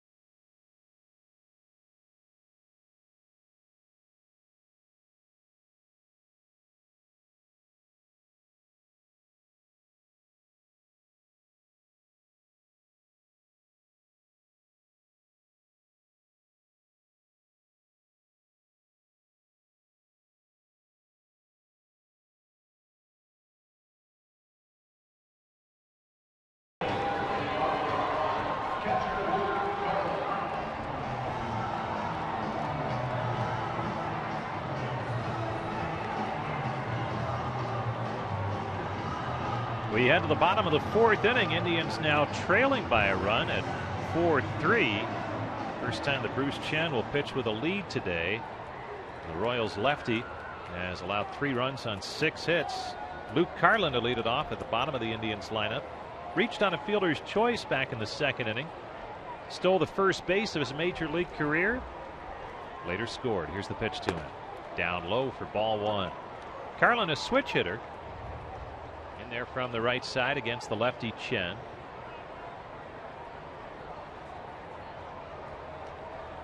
Chen into the wind, his pitch. Swung on, broken bat, roller foul. That's outside of first base. That bat just splintered, and a small piece of the bat came apart. So Carlin needs some new lumber. Off day tomorrow for the Indians, and the Twins come in for a weekend series Friday and Saturday nights and Sunday afternoon at 3:05. The 1-1 low and in, 2-1. And don't forget, prior to Friday and Saturday night's games, Rally Alley is back. That's presented by RTA. Live performances, discounted food, happy hour beer specials, tons of fun. Starting 2 hours before the game out on Eagle Avenue, just outside the ballpark. Log on to Indians.com/Rally Alley for more information. The 2-1 strike called on the inside corner. 2-2 the count on Luke Carlin. Some major league time with San Diego as well as Arizona in addition to his big league time with the Tribe. Here's the 2-2. Swung on, lashed foul down the right side, in and out of the seats. It remains 2-2 on Carlin, who will be followed by Shin-Soo Choo and then Jason Kipnis in the home half of the 4th inning, with the Indians trailing by a run.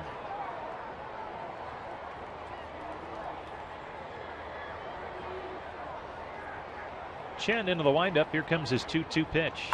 Swung on, a bouncer back to the mound. Nice grab by Chen, who flips on to first in time. Carlin retired, first out in the inning. Back to the top of the order for Shin-Soo Choo. Choo's 1 for 2. RBI single his last time up in the 2nd. Use biodegradable, non-toxic Simple Green to keep your gear clean. Simple Green cleans at the speed of light. Chu trying to pump up that average against the left-handed pitching. Here's the pitch to him. On the outside corner for a strike. Last year, Chu hit .268 against the lefties. But it has been a different story this season. The pitch to him. Swung on, blasted foul down the left side. Now to play off the Terrace Club windows. And this year, Chu hitting just .113 coming in. That base hit in the second, just his 7th base hit against the left-hander this season. Here's the 0-2. Up high, 1-2.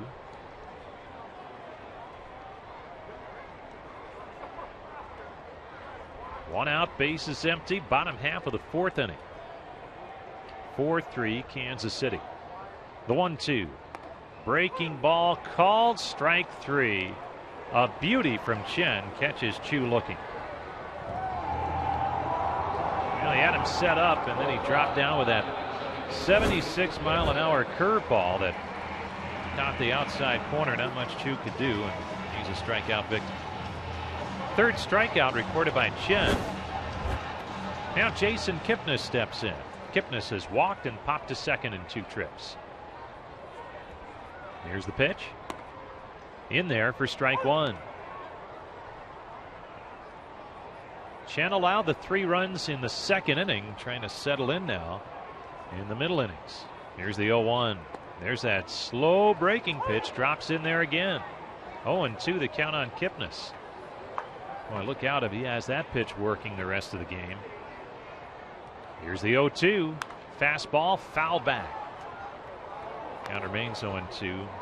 Bruce Fields, tribe hitting coach, saying on Indians warm-up today, he gets that curveball going, makes the fastball look like it's 120 on the radar gun.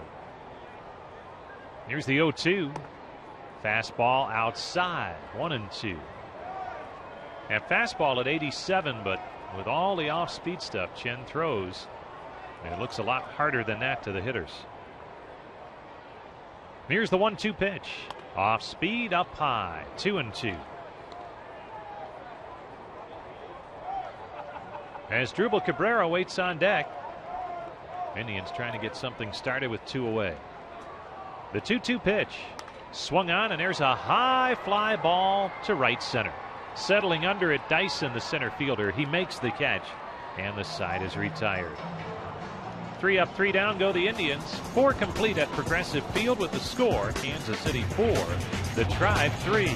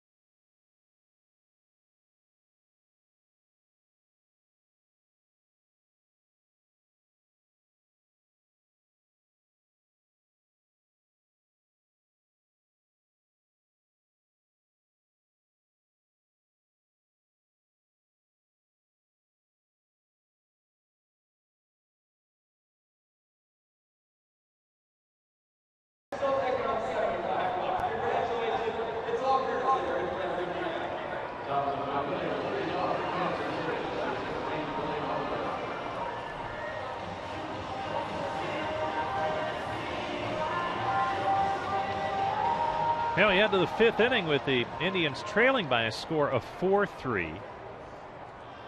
Billy Butler to lead things off. He was at the plate when Johnny Giavitello was picked off first base to end the 4th inning. And he takes a strike from Genmar Gomez. 0-1 the count on Butler. Gomez has allowed 4 runs on 8 base hits. He has struck out 3. And he's into the wind as 0-1. Swung on, ground ball to short. Scooped up by Cabrera, throws to first. In time, 1 away. Indians baseball brought to you in part by RTA. Pick up an $8 Indians ticket to a Friday or Saturday home game with an RTA pass. Visit the Indians ticket office right here at Progressive Field or Indians.com/RTA for details. RTA, get ready to rally. Mike Moustakas steps in. Here's the pitch from Gomez. It's outside for ball 1. Indians having a tough time with Moustakas in this series.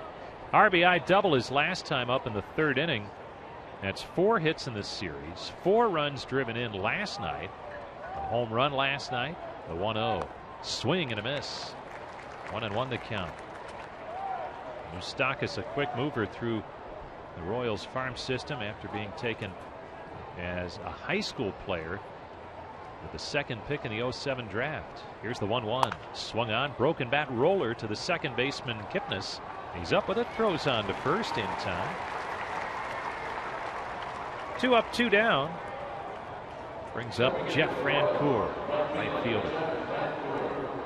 On September 14th, you could win a 2012 Chevy Cruze by teaming up with the Indians and Spitzer Auto World. Just donate $20 here at Progressive Field, Spitzer dealerships, or SpitzerCares.org, and you'll benefit area food banks. Here's the pitch to Francoeur. Low and outside. Did he check it? Yes, he did.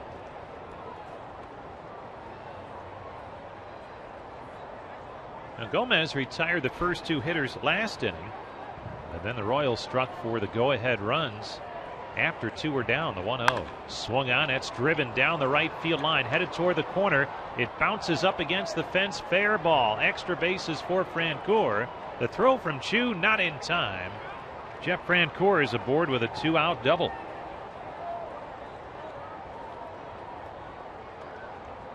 So a second straight inning where Kansas City is trying to put together a 2-out rally. Now Eric Hosmer will step in.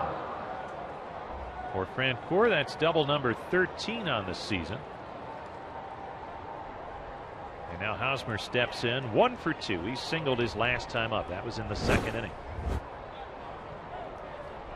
Gomez from the stretch. Here's his pitch.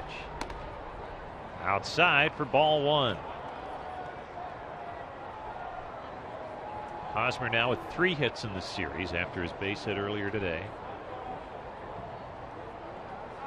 Here comes the 1-0 pitch. That misses outside. 2-0. Gomez going with the changeup. Well, what a perfect day for baseball in downtown Cleveland.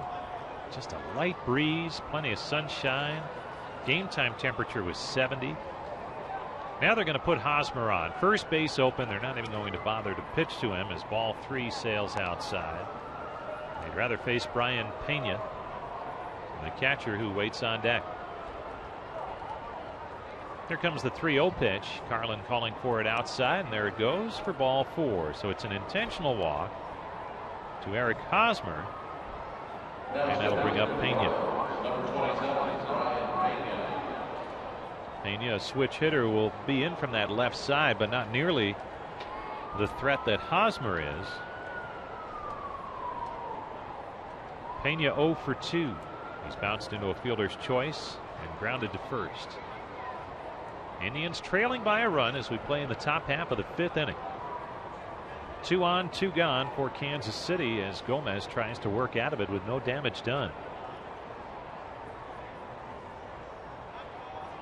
Here comes the pitch. Fastball outside for ball 1. Gomez not quite as sharp as we have seen in other starts. Better than he was against the White Sox on Friday night, and one of his toughest outings of the season. Here's the 1-0. Swung on, driven foul. That's down the left side and out of play. Gomez in that last start Friday night, 5 2/3, allowed 6 runs. Walked 4 in that game, and that's unusual for him. His calling card has been solid control this season.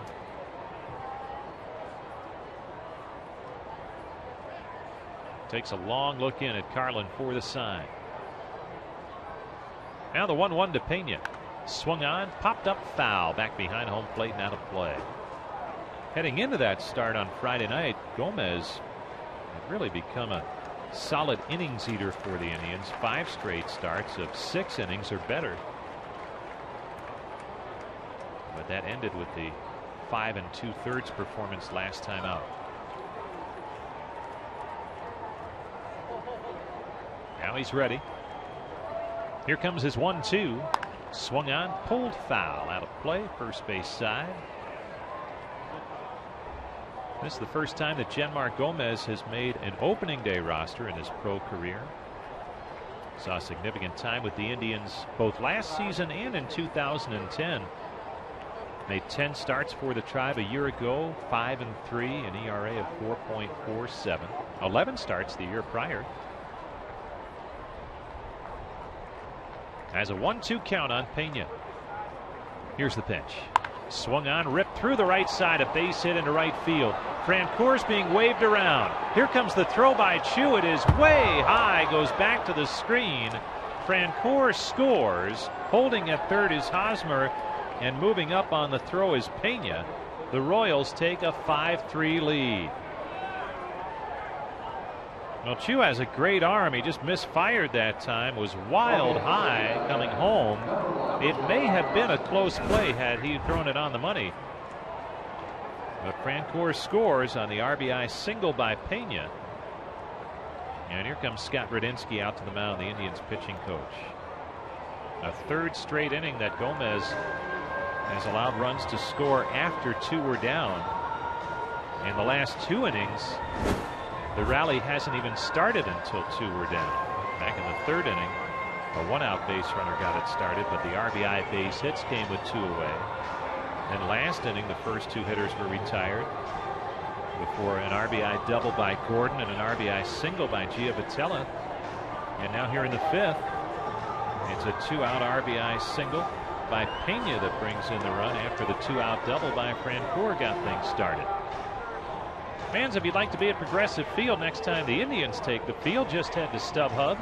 At StubHub, it's easy to find the seats you want to see the Indians in action all season long. StubHub. Action in the pen for the Indians. They have the left-hander Scott Barnes just up from AAA Columbus getting loose. Gomez trying to work through 5 and then see where it goes. He's up to 96 pitches. Facing Gerard Dyson. The pitch to him. Fastball down low, ball 1.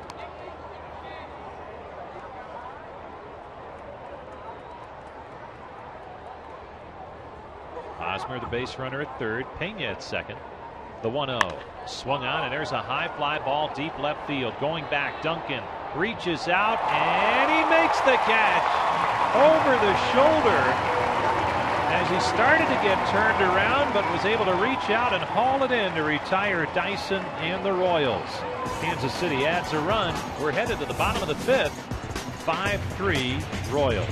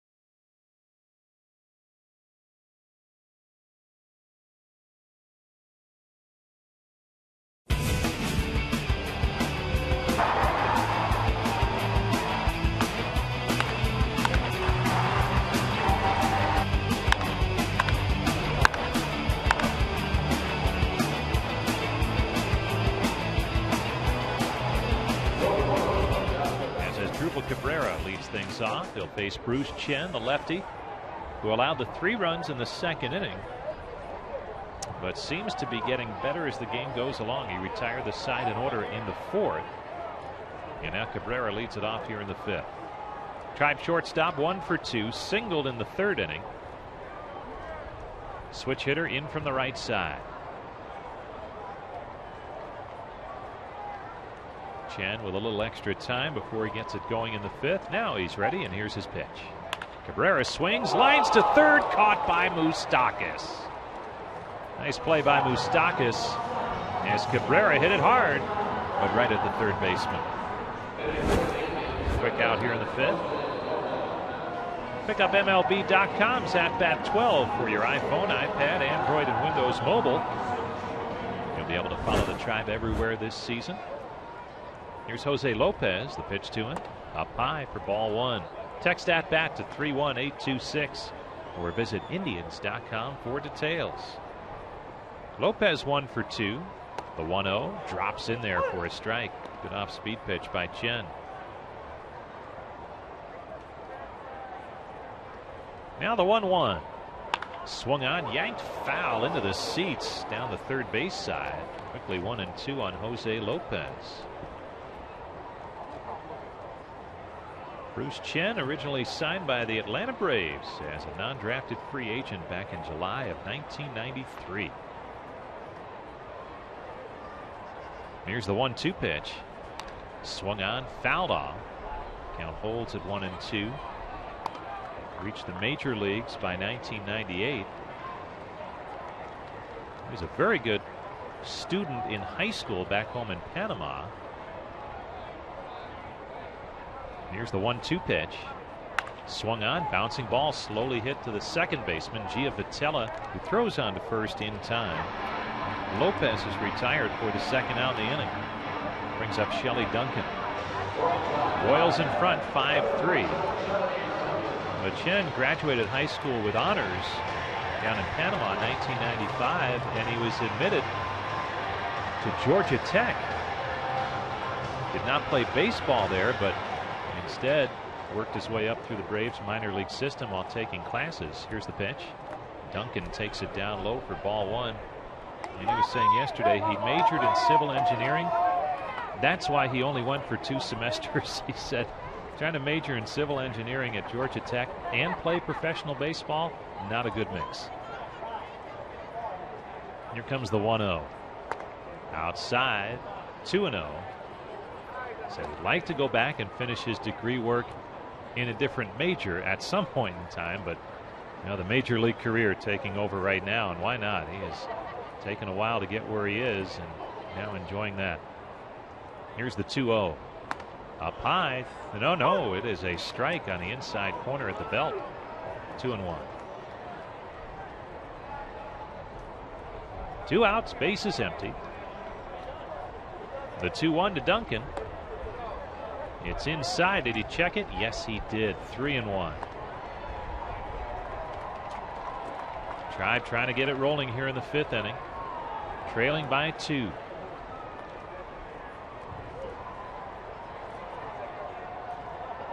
Chen into the line. Here comes the 3-1 pitch. Swung on, popped up on the infield. First base side. The second baseman Giavotella calls for it, and he drops it. It hits his glove, rolls away. Duncan was at first. Now he'll move up to second. Giavotella looking up into that sun. Had the ball hit the heel of his glove, and it bounced free. That's an error all the way on the second baseman. Well, he's wearing sunglasses, Rosie. It looked like he had it all the way. I mean, sometimes you'll see guys going, I don't know where it is. I don't know where it is. He saw it all the way. He didn't catch it. Well, remember earlier in the game, he and Hosmer were close to each other, and the first baseman took it. But this time Hosmer backed away as Giavotella called for it.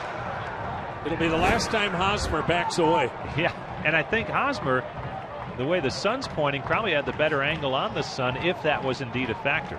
Here's the pitch to Michael Brantley on the outside corner for a strike. And it looked like he saw it all the way. He just didn't catch it. Kicked right off the heel of the glove. Second error in 2 games on the second baseman for the Royals, Johnny Giavotella.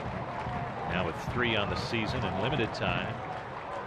Here's the pitch to Brantley. Swung on, looped foul, out of play, third base side. 0-2 the count. Well, the Indians have had chances. They have just not been able to take advantage here in recent games. It's all part of this bit of a slide that they're in. They're not getting the big hits or taking advantage of the errors like they have throughout much of the year. Here's the 0-2. Outside, 1-2. Well, they're trying to battle through with a makeshift lineup to some extent. In case you missed it earlier today, Travis Hafner placed on the disabled list. Right knee surgery to follow soon. 4 to 6 weeks, the estimate on missed time. So Scott Barnes has been called up from AAA Columbus. He's throwing out in the pen. Looks like we may see him next half inning. With the Indians down by 2 right now, but Brantley trying to change that with a runner at second base. Brantley singled back in the second, line to left his last time in the third. Here's the pitch to him. Outside, 2-2 the count. Chen coming back with the hard stuff. And Brantley battling again at the plate. Really has had quality at bat after quality at bat this season, Michael Brantley. 2-2 the count on him. Here's the pitch. Off speed, swung on, line to left. It's going to drop for a base hit. Duncan is held at third, and wisely so. Alex Gordon has a great arm in left, and he picked that up in shallow left field. So Duncan is held at third. It's a base hit for Brantley, and now the Indians have a couple of men aboard. That's a weapon that people don't talk enough about. Alex Gordon, Jeff Francoeur at the corners of the Kansas City outfield. They prevent runs from scoring just on their reputation alone. With 2 down, that's just a little flare single to left. But Steve Smith made the right call. You challenge Alex Gordon, and we're in a commercial break right now. Inning's over. Now, great opportunity for Johnny Damon. Runners on the corners, 2 away. Throw goes to first. Brantley back safely. Damon has popped to first and walked in 2 trips. Left on left here. Damon has had career success against Chen. Here's the pitch to him. Outside, ball 1. Coming into play today, Johnny Damon, who's hitting at a .464 clip against Chen. Trying to deliver right here and bring the Indians closer. Another throw to first. Brantley back safely. Damon was saying yesterday, it feels like his swing is close, but where he's been struggling of late is just that approach at the plate. He's letting the good pitches go by, swinging at the bad pitches. Throw to first, back safely is Brantley.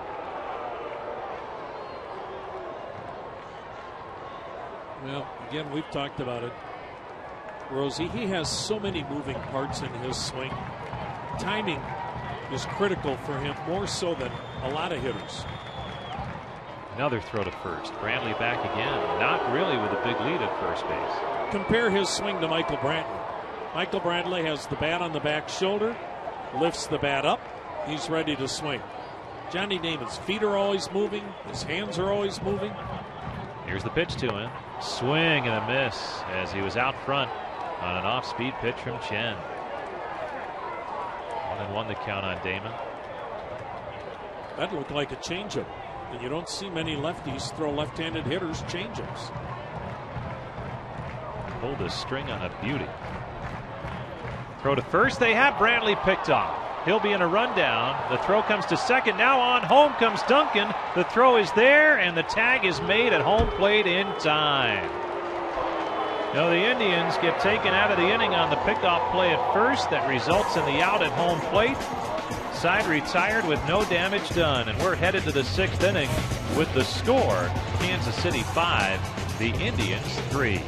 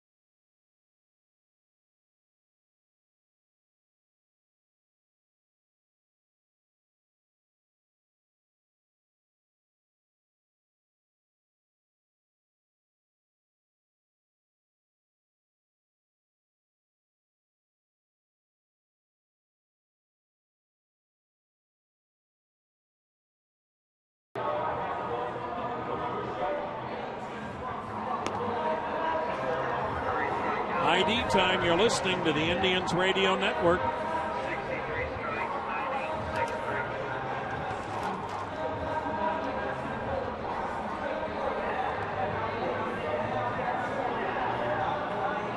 Tom Hamilton, Jim Rosenhaus with you on a beautiful day in downtown Cleveland, where the Kansas City Royals have come from a 3-run deficit and now lead the Indians by a score of 5-3. And we've got the Major League debut of Scott Barnes. He was just brought up today by the Indians. When the Indians put Travis Hafner on the disabled list, he'll undergo knee surgery tomorrow. The Indians brought up another bullpen arm, and they need it. Scott Barnes is going to make his Major League debut. Fastball, slider, changeup. He came in the Ryan Garco trade, and the Indians feel he can help them as a starter or a bullpen guy. His first Major League pitch is delivered low to the number 9 hitter, Alcides Escobar. Another rough outing for Jenmar Gomez. The set, the pitch, and it's downstairs, ball 2, 2-0. Gomez went 5 innings, gave up 5 runs on 10 hits, struck out 3, walked a batter, hit a batter. Barnes is 6'4", 200 pounds. The left-hander, 24 years old, delivers high and wide, ball 3, 3-0. Barnes, when he works from this set position, actually turns his back to the hitter as he's making his delivery to the plate. Now the 3-0 pitch to Escobar. That is in there, 3-1. Barnes at AAA Columbus was 0-2 at an ERA of 3.81. He worked 8 times in relief and made 3 starts. Now the 3-1 pitch. Bullseye, 3-2, 91-mile-an-hour fastball. The Indians moved him to relief earlier in the month, and he has really thrived. Now the payoff. A swing and a miss. He strikes out his first Major League hitter, and he gets Escobar on a slider. He threw him a 3-2 slider. That baseball goes to the Indians' third base dugout, and a keepsake for Scott Barnes. Now the top of the order, and Alex Gordon 1 for 3 with an RBI double. Barnes, in his last 7 outings, working out of the Columbus bullpen, gave up 1 run in 10 2/3 innings. It's an ERA of .84. Top of the order, the pitch to Gordon, and he takes, it's a little bit high, ball 1. This is another terrific trade the Indians made to get him from San Francisco for Ryan Garco. That trade took place almost 3 years ago. The 1-0. Fastball is in there, 92 miles an hour to even the count. Last year, Garco, or I should say, Garco last year played in Taiwan. The pitch.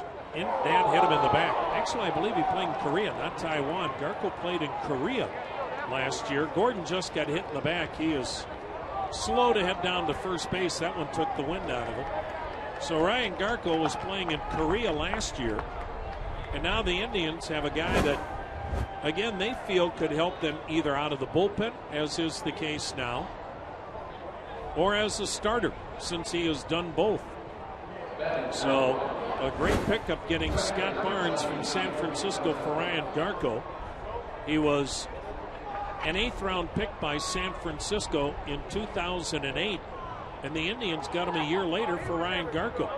So really, for the most part, he's been a Cleveland Indian, as he didn't spend a whole lot of time in the Giants organization.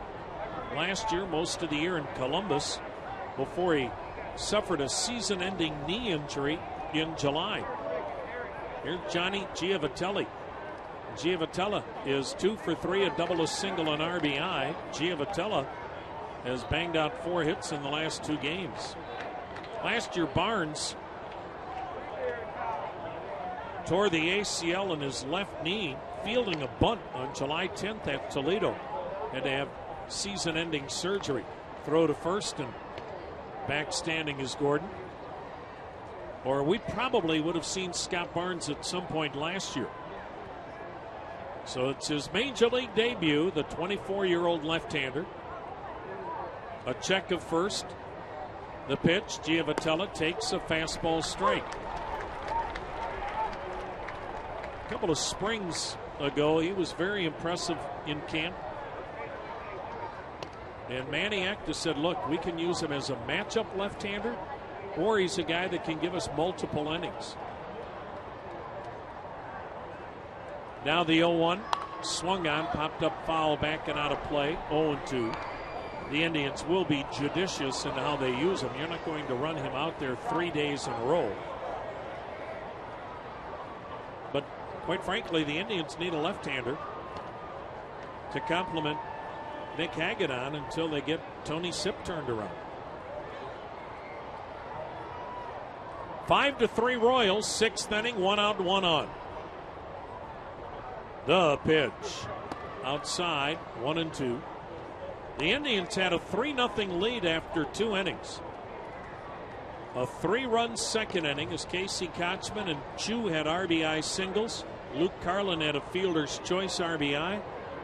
But then Genmar Gomez just couldn't put away the Royals after he would get 2 men out.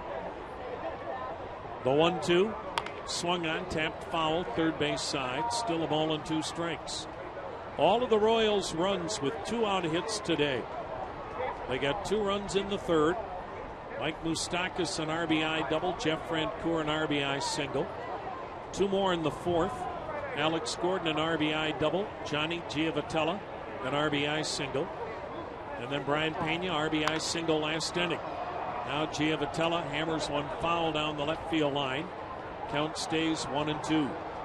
So 5 2-out runs today for the Royals, and they lead it 5-3 here in the 6th inning.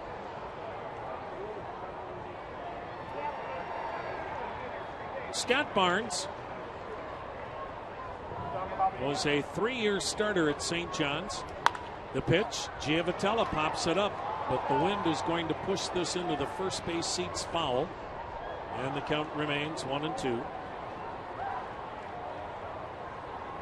You think of St. John's and you think Luke Harnaseka in college basketball, but they've had a few guys make it to the big leagues, and now Scott Barnes in his major league debut. A 43rd round pick coming out of high school in Massachusetts by Washington, but he didn't sign and instead went to college and then drafted later by San Francisco. Now the 1-2 delivery, and before it's made, throw to first, and he almost had Gordon leaning the wrong way. Gordon back with a dive.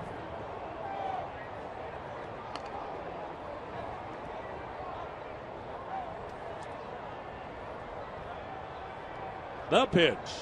Swung on, drilled foul, third base side, and the count stays 1 ball, 2 strikes. As you'd expect for any young pitcher, when he was told he would need to move to the bullpen, he looked at it as a quicker avenue to the major league. So even though he hadn't relieved in the past, he welcomed the challenge of working out of the pen down at AAA. Now the pitch. A swing and a lazy fly to left. Shelley Duncan's under it. And that's out number 2 as Giavotella is finally retired. Now Billy Butler. This will be an interesting battle for Scott Barnes. 5-3 Royals in the 6th. Gordon at first with 2 down.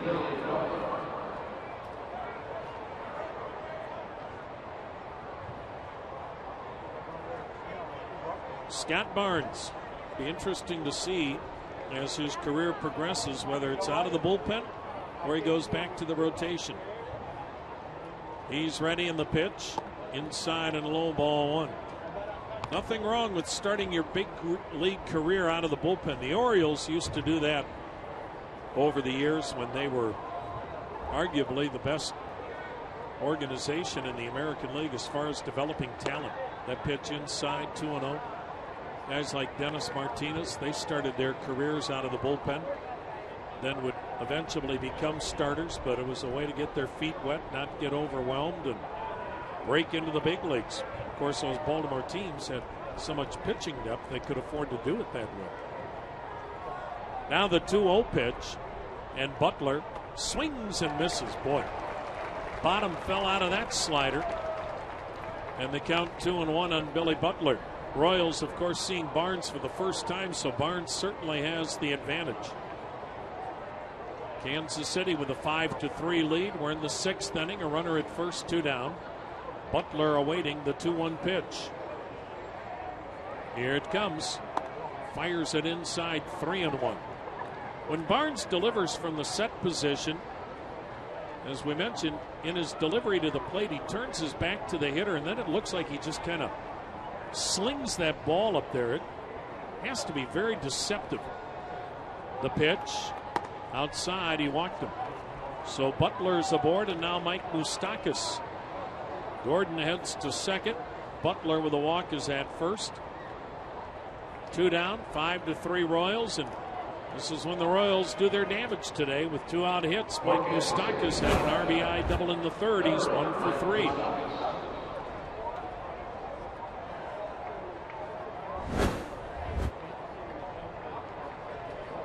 This is when we bring you the out-of-town scoreboard, brought to you by General RV. Start a winning tradition. Indians baseball, hot dogs, and camping with General RV.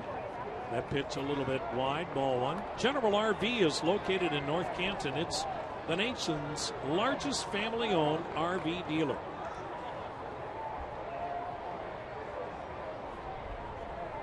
Not many games going on right now. 2 others in the American League. The pitch way outside, ball 2. Twins lead Oakland 2-0 in the middle of the 4th inning. And Chicago, they stay hot.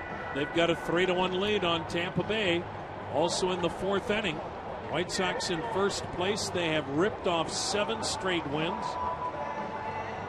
And now they're doing it to Tampa Bay, which is tied with Baltimore for first place in the AL East.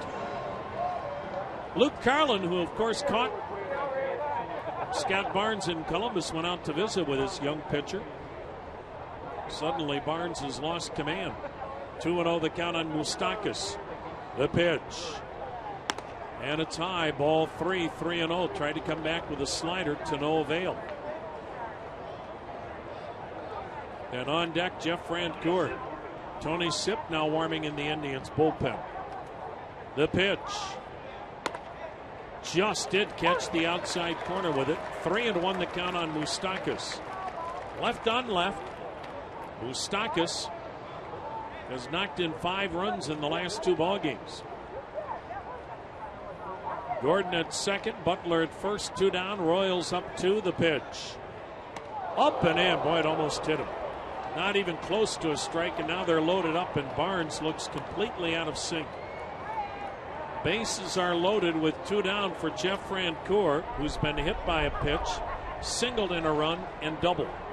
And out of the third base dugout and heading to the mound is Indians pitching coach Scott Radinsky, as Barnes struck out the first major league hitter he faced, Alcides Escobar. Then he hit Alex Gordon in the back. He got Johnny Giavotella to fly out, and now can't throw strikes. Back-to-back walks to Butler and Moustakas, and the Royals have the bases loaded. 2 down in the 6th. Kansas City trying to blow it open, leading 5-3. And the batter will be the dangerous Jeff Francoeur, who's the hottest of any Kansas City hitter right now. A mistake here, and the Royals are going to have a happy plane ride home.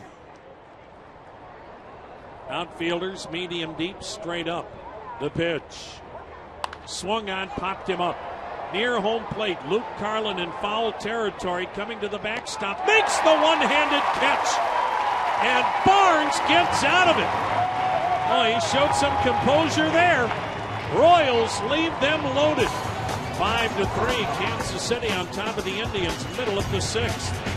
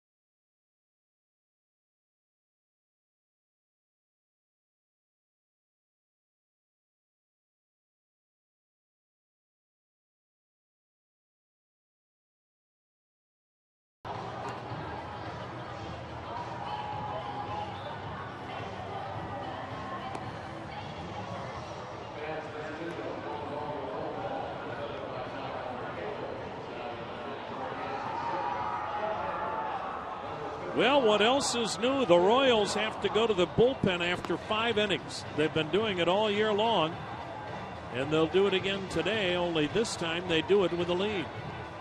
5-3, Kansas City on top of the Tribe, as Bruce Chen made 100 pitches in 5 innings. Indians made him work, but they didn't knock him out of the game when they had opportunities. Chen went 5 innings, gave up 3 runs on 7 hits. He walked 2, struck out 3. Did not give up a run after the 3-run second.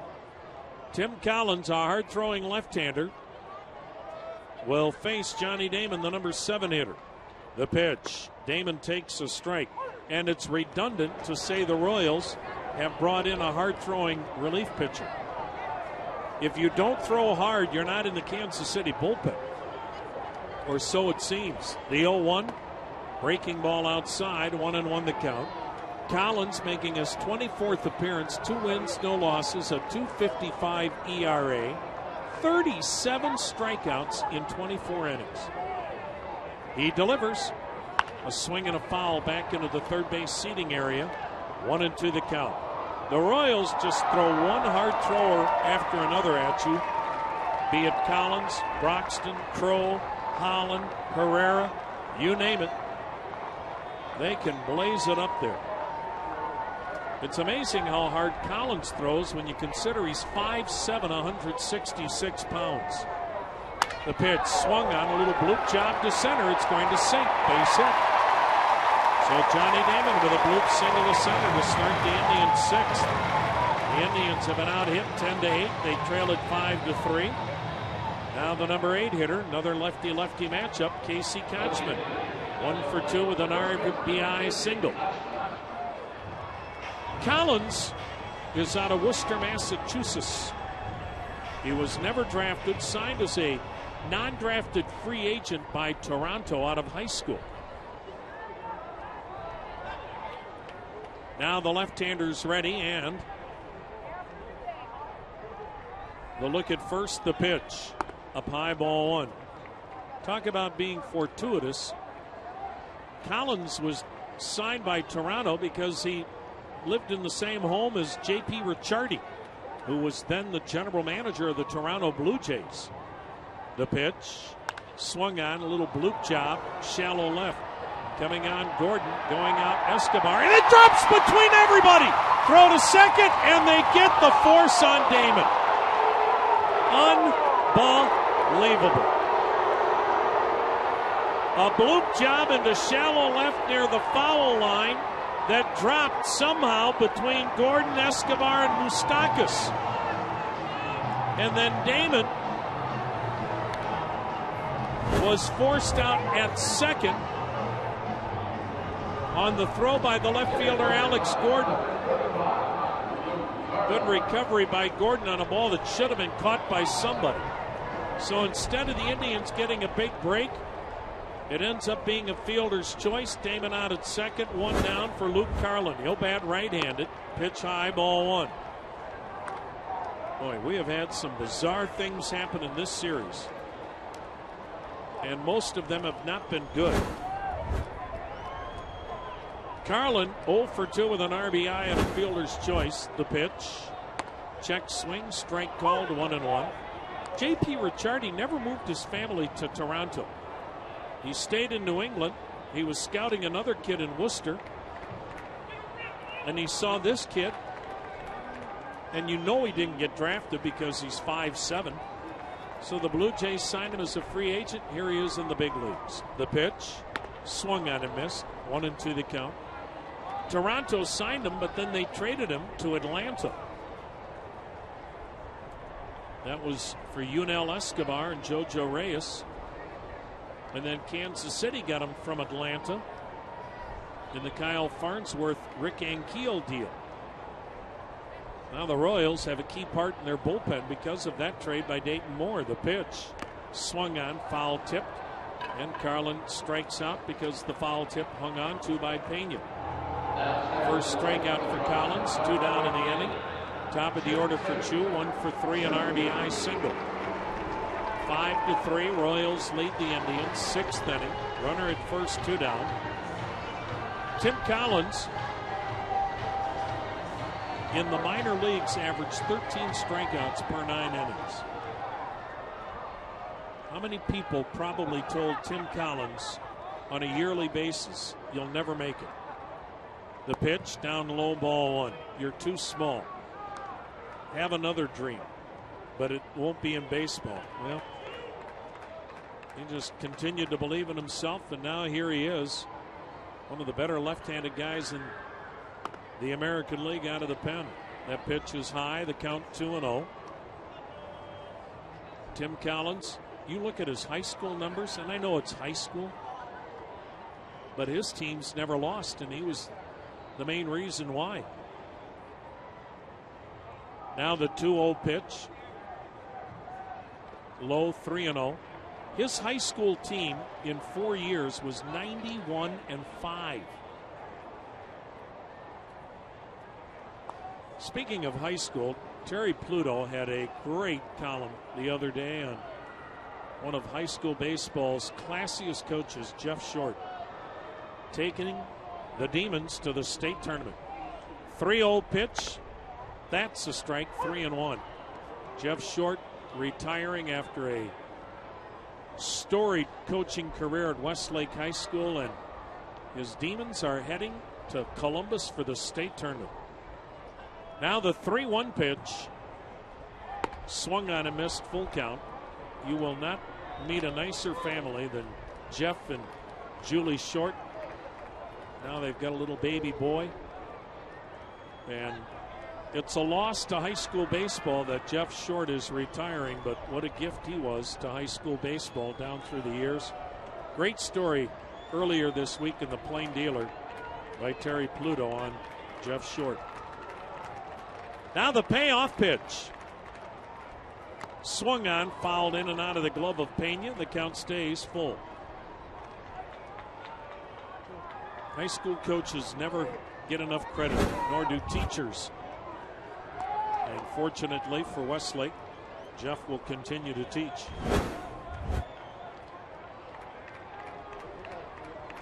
Running at first will be Kotzman with 2 down. Tribe down 2. The payoff delivery. Swung on, fouled upstairs and out of play. We'll do it again at 3-2. Boy, the Indians haven't done a thing since Chu's RBI single made it 3-0 in the second. Now it's 5-3 Royals in the sixth. Light breeze blowing in on a clear sunny day, 70 degrees. Kansas City on top in the rubber match. Again, the payoff. Swung on, hit high in the air to deep left. Gordon back, the wind knocking it down right by the front edge of the warning track and left. Gordon pulls it down. Chu and the Indians are done in the sixth. Royals lead it 5-3.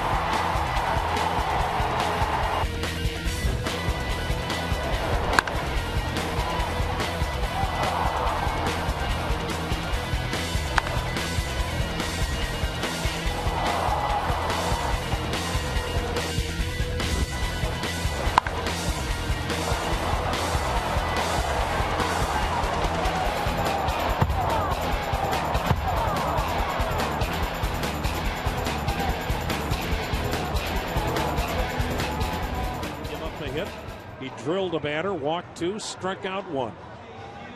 Tony Sipp is coming on to work for the Indians. And for Tony Sipp, time for him to get things turned around. A record of 0-2, but an ERA of 6.62 in 22 outings. Eric Hosmer leads off, takes high, ball 1. Sipp, fastball, slider, split change. Hosmer 1 for 2, a single and a walk. Lefty-lefty matchup. The 1-0. Swung on, a bouncing ball headed to second. Routine for Kipnis, who throws out Hosmer.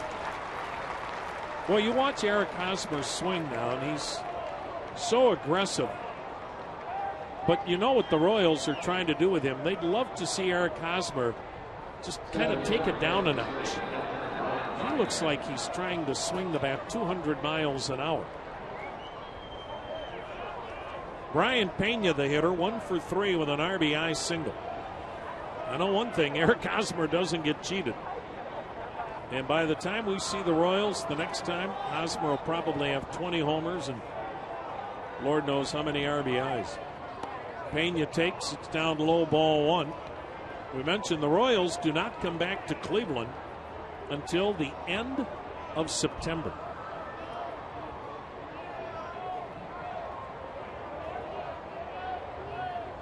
Tony Sipp is ready. The 1-0 pitch. That's high and wide. Ball 2, 2-0. The next time the Indians and Royals play each other, period, is when the Indians go to Kansas City at the end of July, the beginning of August. Now the 2-0 pitch. Inside, evidently, 3-0.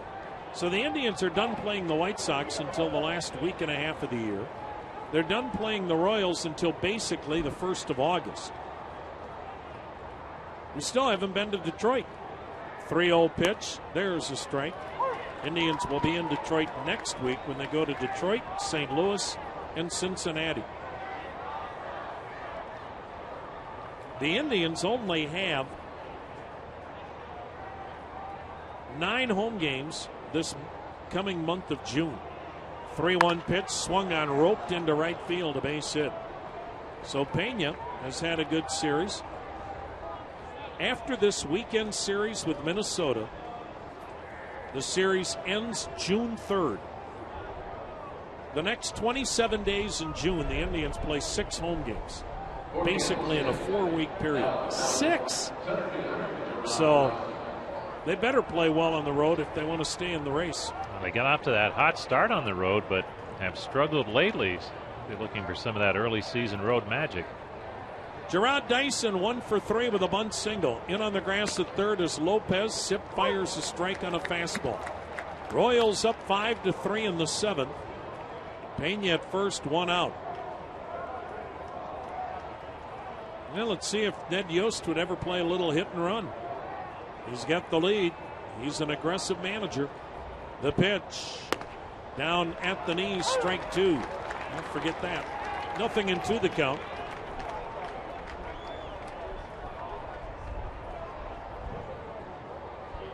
Ned Yost learned under the hand of Bobby Cox. He was a longtime coach in Atlanta for Bobby Cox, a future Hall of Famer.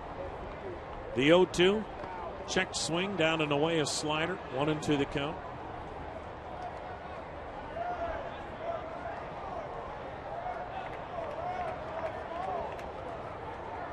Royals with a 5-3 lead. What a road trip they have had. You consider they lost 2 out of 3 in New York, lost the first game in Baltimore, won the next 2. The set, the 1-2 pitch. Swung on and missed. Elevated the fastball. Dyson chased it.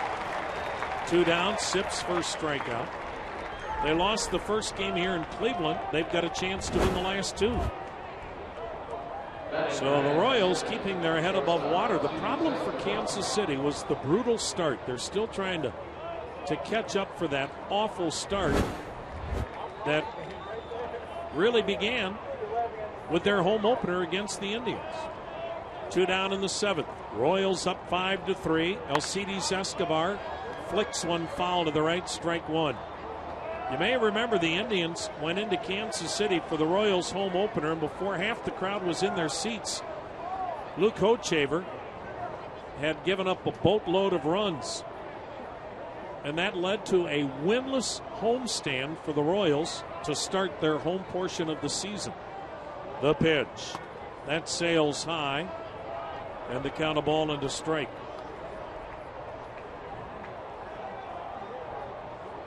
And they lost 12 consecutive games, starting with the last game in Oakland and then the home opener, as that homestand saw them go 0 for 10. Now the 1-1, breaking ball and a beauty. 1-2 the count. So there you are, sitting at 3-14. They've been above 500 since that brutal start. Look at this month of May. They have a chance to win 15 games. You turn even 3 of those games in that losing streak around, and boy, it's a much better looking picture for Kansas City. Now the 1-2 delivery and a throw to first. They've got the runner picked off. Pena in a rundown between first and second. Kochman slaps the tag on it. Where in the world is Brian Pena going? I know he's going on first move, but the question is why? It's stretch time at the corner of Carnegie and Ontario. He was so excited to be at first, he gets picked off. 5-3, Royals lead the Indians.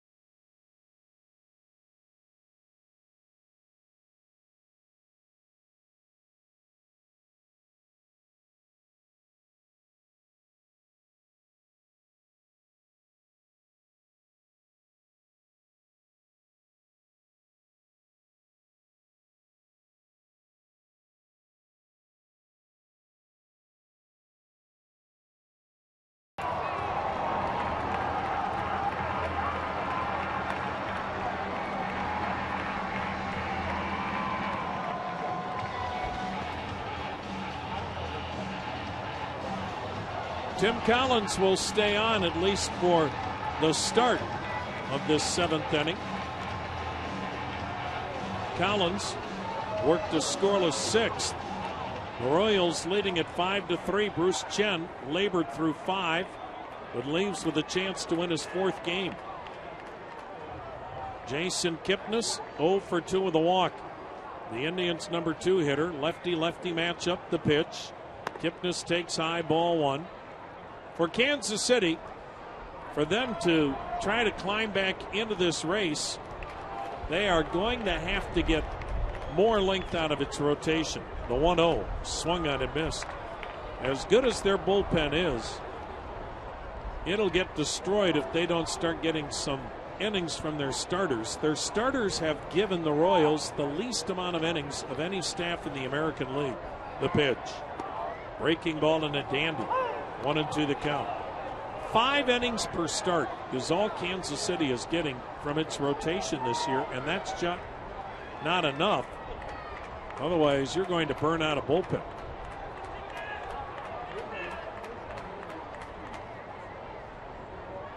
Collins is ready, and the 1-2. Way outside, a curveball in the dirt, 2-2.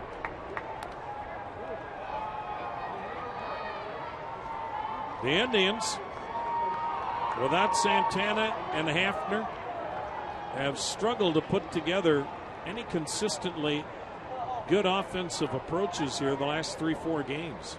The 2-2.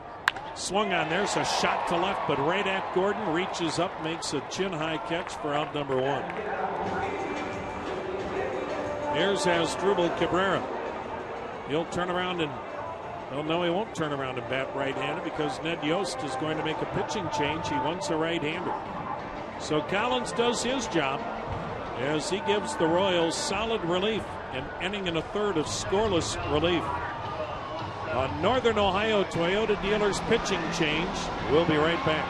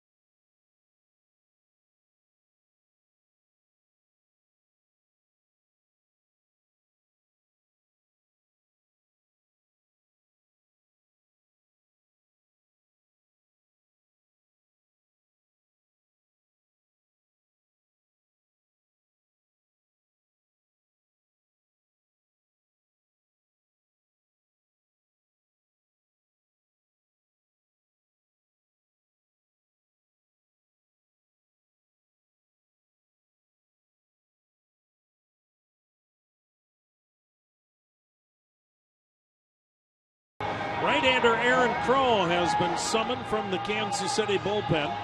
The Royals on top of the Indians by a score of 5-3. We're in the 7th inning.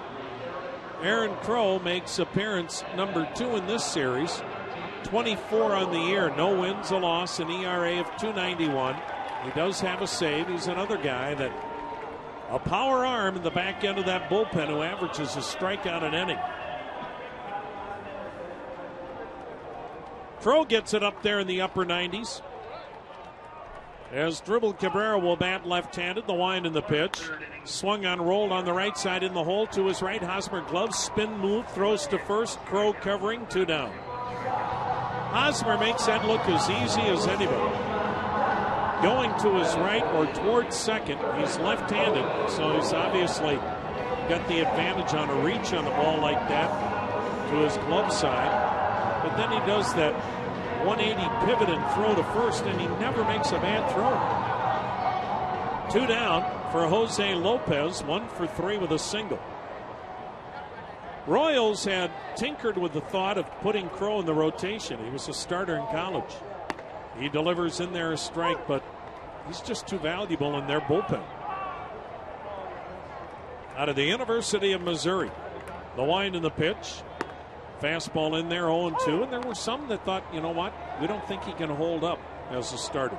Well, boy, as a bullpen guy, he's lights out. Kicks, fires, strike 3 call. How about that? Does it get any easier than that? A 4-pitch, 2-out performance for Aaron Crow. Lopez out looking. Royals 5, Indians 3, 7 in the books.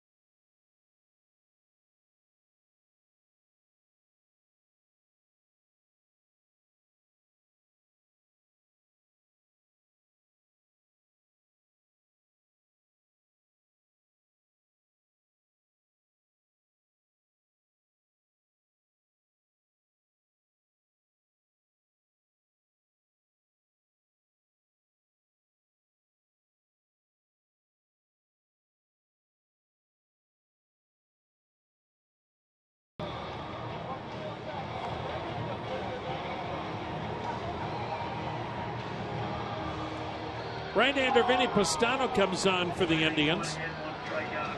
It's a 5-3 Kansas City lead. We go to the 8th after Tony Sipp won a scoreless inning with a strikeout, allowed a hit. Pastano, his 24th appearance, 2 wins, no losses, ERA .218. He's in this ballgame for one reason. The Indians have an off day tomorrow. They don't play again until Friday night, and Pastano and Chris Perez aren't getting any work lately because the Indians haven't had the lead. It's amazing in this game of baseball what 1 week does for a ball club and the perception of a ball club. The Indians, a week ago tomorrow, were beating Justin Verlander and capping off a 3-game sweep of Detroit, a series that ended last Thursday, a series that saw the Indians hold the vaunted Tiger offense to 6 runs in the 3-game sweep. Here's Alcides Escobar, takes a swing and fouls it straight back.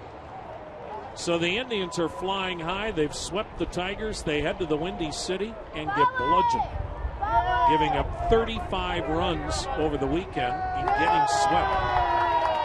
Now the pitch, slider up and in, 1-1. And now they're in danger of dropping 2 out of 3 to the Royals, and this is not even a week after the highlight of the season, a 3-game sweep of Detroit. That's how quickly this game can change your outlook. The 1-1, slider hangs inside, ball 2, 2-1 the count on Escobar. We talked a lot this week about the injuries for the Indians, but the pitching, it's the same pitching staff that has been here all season long, but it has struggled here this last week. Now the 2-1 pitch. Outside, 3-1. Escobar 1 for 3, an infield single. He may have as much range as any shortstop in the American League. 3-1 delivery, way outside, ball 4. So Pastano walks Escobar to start the inning. Top of the order, and Alex Gordon. Boy, speaking of the late innings, which Pastano has become one of the American League's elite setup men, and then Chris Perez right now is as good as any closer in the game as he leads the major leagues with 17 saves. There was a guy that was closing games for the Indians right before the strike of 1994. The set and the pitch, Gordon takes a strike. The Indians, that was the first year that they opened eyes in the American League. The strike came in August. The Indians were just a couple of games out of first place behind Chicago. They looked like a playoff team. The 0-1, pitch down and in, 1-1. Of course, there were no playoffs in 1994 because of the strike. The Indians closer in 1994, they'd gone out and acquired a guy that had a heck of a major league career, Jeff Russell, and he was closing games for the Indians before the strike. Now the throw to first drives back Escobar. How about his boy, James Russell, got his first major league save for the Cubs yesterday over San Diego. Pastano's ready. The 1-1, inside, 2-1. Jeff Russell saved 186 games in his major league career. He had 38 saves to lead the American League in 1989. Most of his good years were with Texas. Now the set, the 2-1 pitch, swung on, bounced in the hole and into left field, a base hit for Gordon. Escobar makes a big turn, the throw back to second. Escobar dives back safely. So Alex Gordon punches it through the left side. Royals at first and second, nobody out. But Jeff Russell's son James got his first major league save for the Cubs yesterday. They are the 4th father-son tandem to save a game in the major leagues. The others were Julio and Jaime Navarro, the Bourbons, Pedro Sr. and Jr., and Steve and Jason Grilly, and now the Russells, Jeff and James. So congratulations to the Russell family. Giovatelli squares to bunt, pitch breaks way outside, ball 1. Just doesn't seem possible that Jeff Russell would have a son saving games in the major leagues. I guess 94 was longer ago than we care to admit when you're talking about 18 years ago. Giavatelli has doubled and singled, knocked in a run. He's 2 for 4. Indians pinch in at the corners. Escobar at second, Gordon at first, nobody out. Giavatelli squares the pitch. He wanted to bunt, pulled it back. The pitch was low, and right now Pastano can't throw strikes. The count 2-0. Royals trying to break it open in the 8th. They lead it 5-3. After trailing 3-0 after 2 innings. Pastano's next delivery, high and wide, ball 3, 3-0. That time Giavatelli did not square. And you've got the heart of the order coming up next in Billy Butler, Mike Moustakas, and Jeff Francoeur. Now the set by Pastano and the 3-0 pitch. There's ball 4 low. They're loaded up on a pair of walks and a single. Well, not to make excuses, but you wonder about the adrenaline for Vinny Pastano. He's another guy that pitches a lot on adrenaline coming into a ball game, usually in the 8th inning to hold a lead for Chris Perez. He's being used today with the club down 2. Sometimes you don't have quite the same mindset. You may think you do, but sometimes you don't. Irving Falou is going to run at first for Johnny Giavatelli. Here's Billy Butler, bases loaded, infield in, the pitch. Breaking ball and a dandy, strike 1 call. Butler has hit into 6 double plays, but as hard as he hits the ball with the infield drawn in, look out if you're on that infield. The set, the pitch, just missed outside with a fastball. Ball 1, strike 1. Royals have loaded them up with nobody out in the 8th, trying to blow open a 5-3 Kansas City advantage. Pastano has the sign. Here it comes. A swing and a high chopper off the plate. Caroms to the first baseman Kochman. Flips to Pastano at first for the out. A run scores as Escobar crosses home plate. Gordon to third. Falou to second. Butler hit that ball so poorly. He was late on the swing, but he chopped it off home plate. That ball probably ricocheted 30 feet in the air. It looked like a pop-up coming down to Kochman. And Butler gets his 35th RBI. And the Royals now lead at 6-3, and they still have runners at second and third. Now 1 out in the infield drawn in for Mike Moustakas. The pitch, down and away, ball 1. Moustakas 1 for 3 with an RBI double. He's knocked in 5 runs in the last 2 ball games. The set, the pitch. Bullseye, the count 1-1. So Vinny Pastano gives up a rare run. And the Royals lead at 6-3 in the 8th. Second and third occupied, 1 out, infield in. Pastano's next delivery swung on, fouled back, in the count 1-2. 92-mile-an-hour heater. They bring the whole family for the KeyBank Grand Slam 4-pack. That's hot dogs, Pepsi products, baseball caps, tickets, obviously, and parking right next door. It's all for $96. Go to Indians.com. To the mound goes catcher Luke Carlin. Royals have scored 6 unanswered runs from the 3rd inning on. 6-3 Kansas City. Not often that we see Pastano struggle with his command. Every once in a while, though, he had that outing in Boston where he walked the bases loaded and worked out of it, but struggling today with command. He fires a swing and a little topper, first base side foul. It's a pretty good piece of hitting there by Mike Moustakas. He tried to backdoor him with a slider, and Moustakas just simply fought it off. Pastano's slider is so devastating. It's a wipeout pitch for him with 2 strikes on the batter. Again, the infield drawn in with Gordon at third and Falou at second. Royals with a 3-run lead in the 8th. The 1-2 offering. A swing and a long drive to right. Down the line, it hooks. Foul into the corner. That was another slider that Pastano hung that time. They may want to try a different pitch.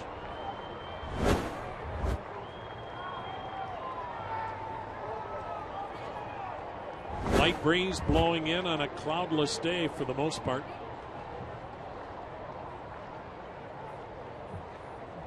Pastano's ready. Here it comes. A swing and a pop-up. Playable. Third base side. Foul ground. Lopez, the third baseman, retires Moustakas. Big out for Vinny Pastano. Moustakas fouling out to third for the second out in the inning. Runners stay at second and third. 2 down. 6-3 Kansas City, and here's Jeff Francoeur. 2 for 3, a double, a single, and RBI. Jeff Francoeur, one of the best athletes in the American League. He could be playing in the NFL right now on Sundays. Out of the Atlanta area, everybody in the country wanted him to play football. The pitch, he swings and ropes it to left, but he got out in front of it and hooked it foul. Every team in the SEC except Georgia and every team in the ACC offered him a football scholarship as a defensive back. Now, how in the world did the Georgia Bulldogs not offer a kid from Atlanta a football scholarship? May explain why they don't play in the title game anymore. The 0-1 swung on, foul back 0-2. And Francoeur would have played college football, but then Atlanta made him a first-round pick. And how do you turn down your hometown team drafting you in the first round? That's called living out your dreams.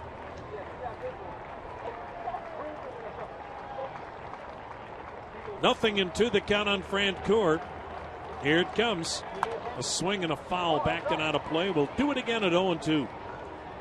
But it didn't take him long either to make his way through the system and get back to Atlanta after going through their minor leagues. He'll tell you too, Rosie, his problem started when he kept lifting weights to get bigger, stronger, try to hit for more power. He got too bulky. Now the 0-2, low and away a slider, 1-2. So he cut back on all of the weight lifting. It helped drop some weight. And what it really did is it increased his flexibility. And he's back and playing very, very well. The 1-2 pitch. A slider, and he got him swinging. Man, that slider was unhittable. But the Royals tack on one more. Middle of the 8th. Kansas City on top of the Indians, 6-3.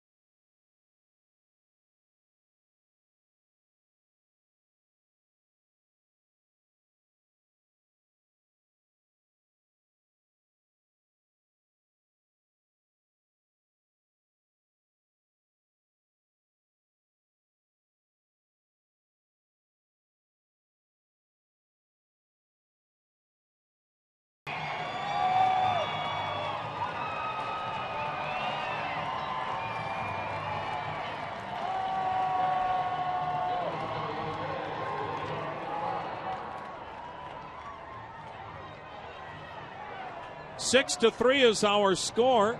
The Royals on top of the Indians. Aaron Crow made his warm-up pitches, and now Ned Yost is going to come out and make a pitching change. Obviously, Ned Yost didn't have somebody ready in the bullpen and decided to go to somebody else in the bullpen once the Royals added a run. I thought we had gotten rid of this ability to do just what the Royals are doing now, and that is bring on another relief pitcher after you sent the other guy out there to start the inning. Well, as Tony Amato would say, oh well. 6-3, Royals on top of the Indians. We'll be back.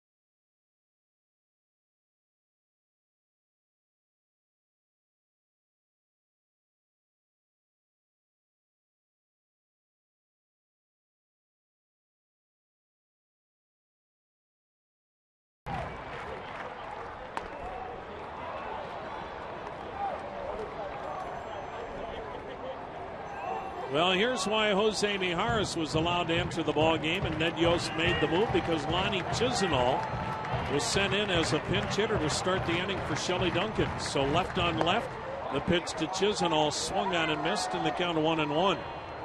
Mijares, 2 wins and a loss, ERA 2.61, his 26th outing. The left-hander 5'11", 245, fastball, curve, slider. The pitch to Chisenhall. He swings and pops it up.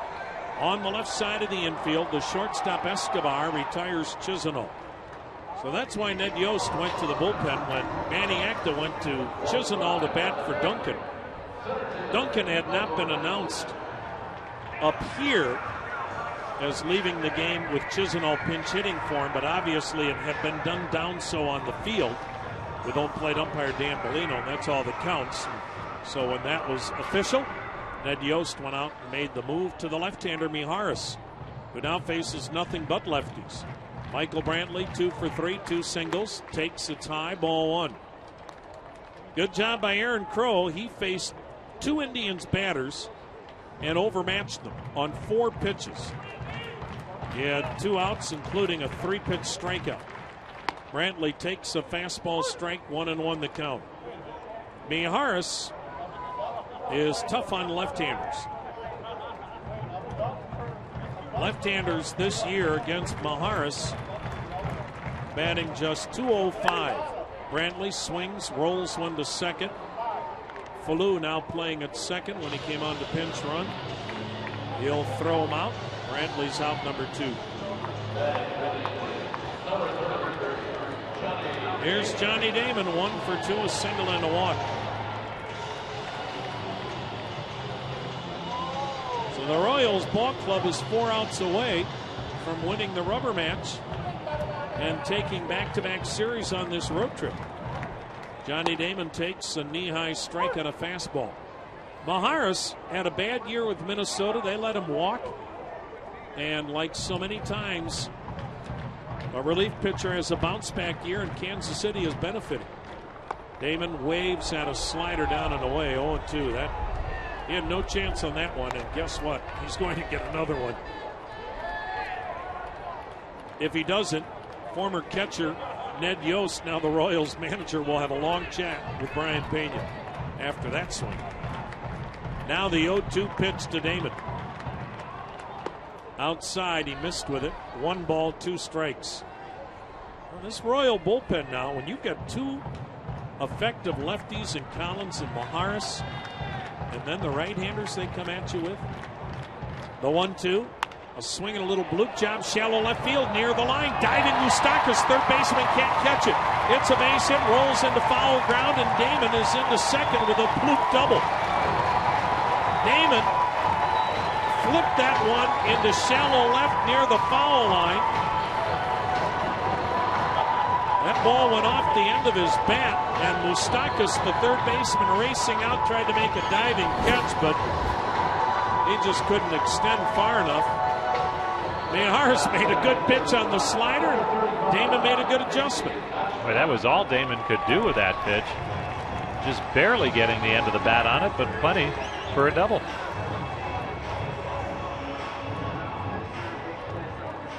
Here's Casey Kochman.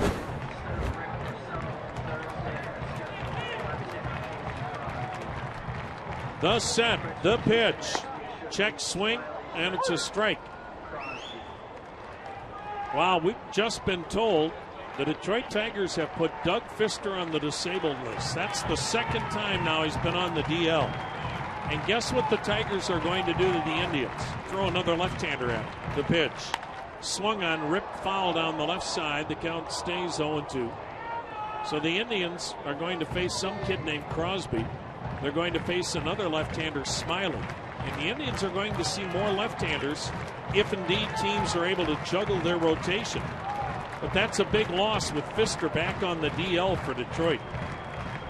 6-3 Royals. The pitch bounces it in there. Nice block by Pena, keeping Damon at second with 2 down. A 1-2 count.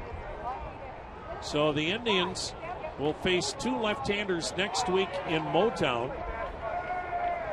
That's the bad news.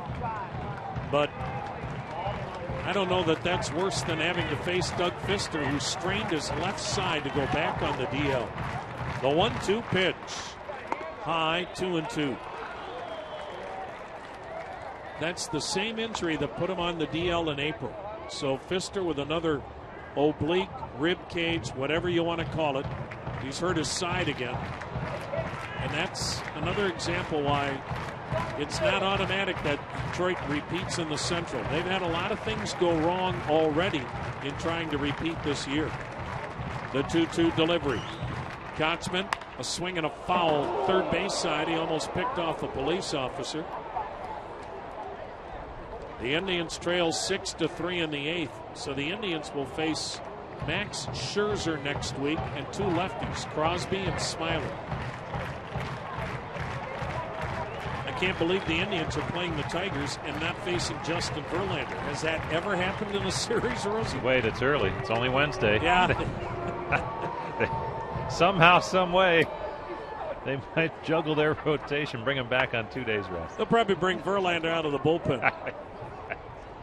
6-3 Royals on top. We're in the bottom of the 8th. Indians have Damon at second, 2 down.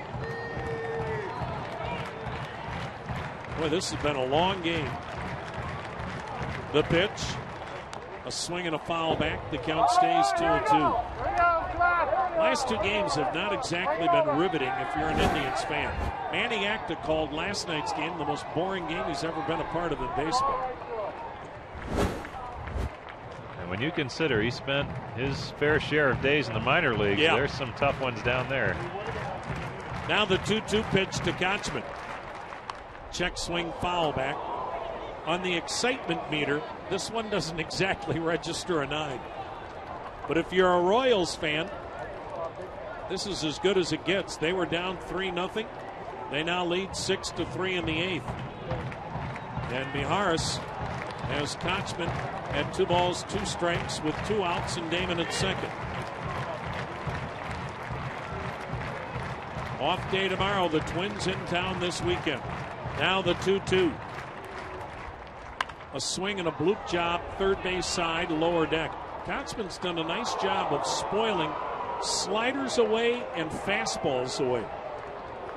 Mijares keeps working away to the left-handed hitters with the fastball and the slider. The outfield playing Kotzman way around toward left. Except in right. Francoeur straight up and shallow in right. You could land the Royals team plane in right center.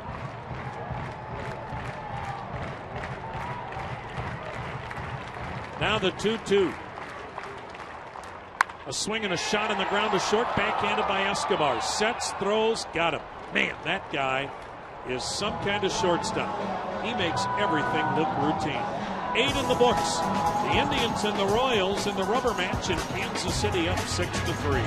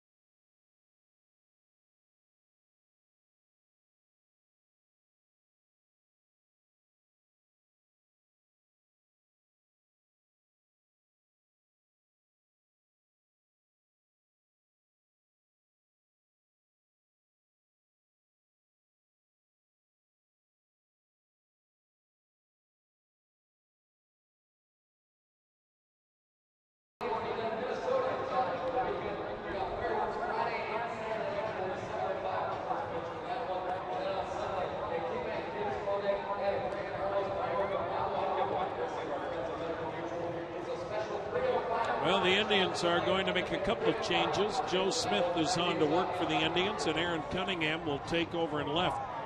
Kansas City leads Cleveland 6-3, top of the ninth. Submarine-style right-hander Joe Smith, sinker slider, makes his 24th appearance. 4 wins and a loss, ERA .386. Vinny Pastano worked 1 inning, gave up a run on a hit, walked 2, struck out 1. Jenmar Gomez scuffled today, going 5 innings, giving up 5 runs on 10 hits.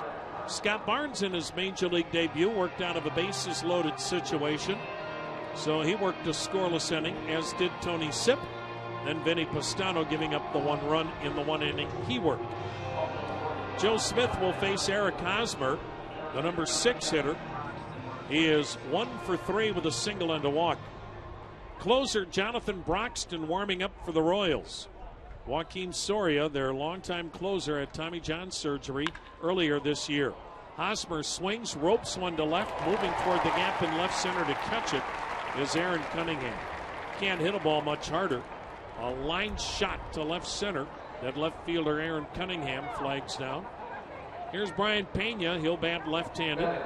He is 2 for 4, 2 singles and an RBI. The second bobblehead giveaway is this Sunday, when the Indians and Twins play at 3:05. The first 15,000 through the gates get a Carlos Baerga bobblehead courtesy of Medical Mutual. First pitch straight to Pena. Go to Indians.com to get your tickets. Now the set in the 0-1 pitch. Slider down and in. Pena almost chased it. Chicago still leads Tampa Bay 4-3. They've out-hit the Rays 9-3. White Sox with a 1-run lead in the 7th inning, trying to win their 8th consecutive game. The Angels have won 8 in a row. That's the top winning streak in baseball. The 1-1. A swing and a miss on a slider that almost hit Pena. A ball and 2 strikes. One other game going on in the American League. Minnesota shutting out Oakland 4-0. That's also in the 8th inning. Josh Willingham's hit his 10th home run for the Twins. Now the 1-2. Swung on line to left, base hit. So Pena has his 3rd hit today. That'll bring up Gerard Dyson. 1 for 4 with a bunt single. National League, San Diego leads the Cubs 4-2. They're in the 3rd inning at Wrigley.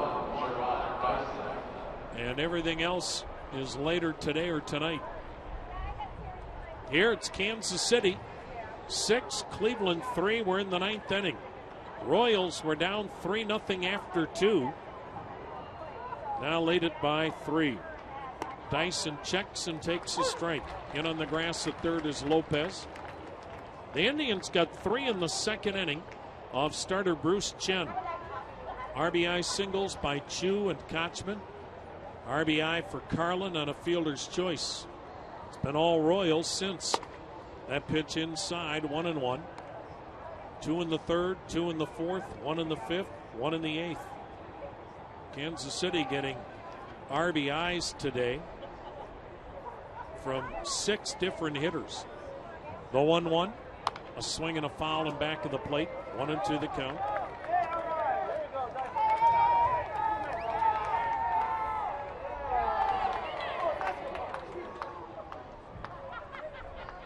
Today's attendance, 17,112. It's brought to you by SS&G, Certified Public Accountants and Advisors. SS&G knows numbers. The pitch swung on, a little looping liner to 3rd, caught by Lopez to retire Dyson. He really got jammed. And it's out number 2. That'll bring up the number 9 hitter, Alcides Escobar, 1 for 3 with a single, a walk, and 2 runs scored. This guy's becoming much like Omar Vizquel was in his heyday. He's worth the price of admission to watch him play short. Right-handed hitting shortstop, and like Omar Vizquel, his offense is starting to catch up to his defense. Swings and misses at that slider, strike 1. You almost feel like you get cheated if he doesn't have a chance to go in the hole and show off that strong arm. Man, he can throw. Now the 0-1. Inside, 1-1. Yeah, he has a better arm than Omar Vizquel had. But nobody in the game has ever had better hands or feet than Omar Vizquel. The 1-1. It's in there, strike 1-2 the count. When Buddy Bell tells you that Omar Vizquel is the greatest shortstop he's ever seen as a player, coach, or manager, that's good enough. The pitch swung on, fouled upstairs, and the count stays a ball and 2 strikes. Buddy Bell was pretty close to being a Hall of Fame third baseman himself. Pretty good hands right there when you're talking about good hands. If you look at the numbers Buddy Bell put up offensively and defensively, you think how few third basemen are in the Hall? The 1-2, a swing and a miss. Good slider by Smith, gets Escobar. Now let's see if the Indians have one more rabbit they can pull out of the hat. So far in this series, they haven't been able to find the hat, much less the rabbit. 6-3 Royals, middle of the 9th.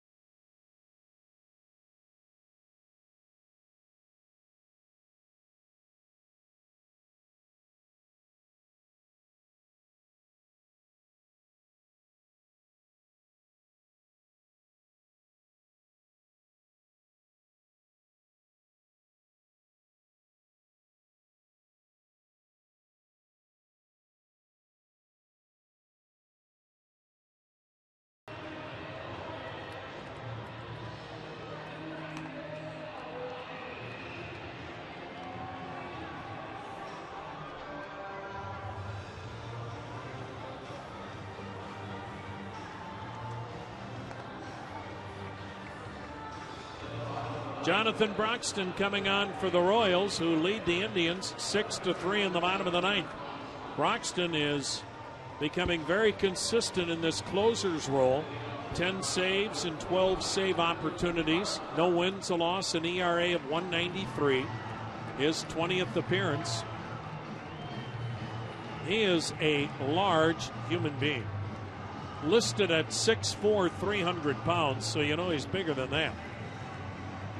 He's only 27 years old. Royals took a shot on him after the Dodgers gave up on him. This is a guy that was a former National League All-Star, then had elbow issues. Luke Carlin, the Indians catcher and number 9 hitter, will bat left-handed.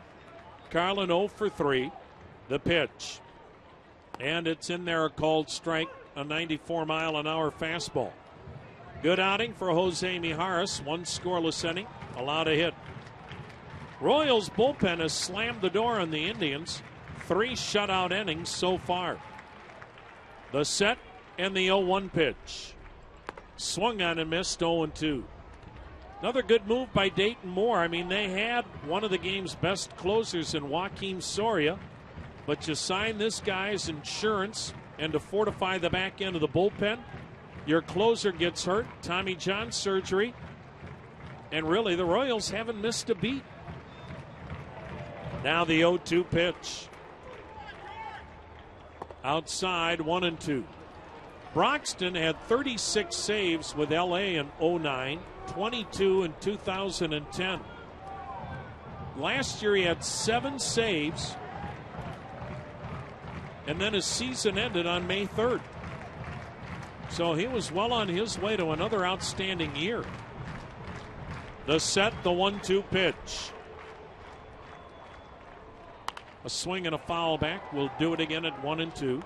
He had bone spurs in his right elbow, and he eventually had arthroscopic surgery to remove the spur and loose bodies. Dodgers didn't keep him. Royals took a flyer. Bingo. Here he is. Still throwing in the mid-90s. Has a curve, has a slider. He works on the far right side or first base side of the pitching slab from the set position. The 1-2 delivery to Carlin. A swing and a foul back. Came with a slider. Indians haven't scored since they scored 3 in the second and led 3-0. Bruce Chen in line to win his 4th game if Broxton does the job. Broxton had one of the more bizarre endings to any game in the history of the game back on April 11th against Oakland. And that kind of started their slide. Not that you can blame a 12-game losing streak on a blown save. The 1-2 pitch. Swung on a little topper to the right of the mound. Gloved by Broxton. He'll run to the bag himself. One unassisted to retire Carlin. But the Royals were finishing their first road trip of the year. And in Oakland, he hit 2 batters with the bases loaded to end the game. That hadn't happened since 1966. Bases loaded, hit a batter to tie it. Bases loaded, hit another batter, and Oakland won it. Then they came home, had the home opener against the Indians, and proceeded to lose 11 more in a row after that blown save. Top of the order in Chu, 1 for 4, an RBI single. But he's pitched very well since. Broxton's pitch to Chu. Outside, ball 1. 6 runs, 13 hits for Kansas City. 3 runs, 9 hits for Cleveland.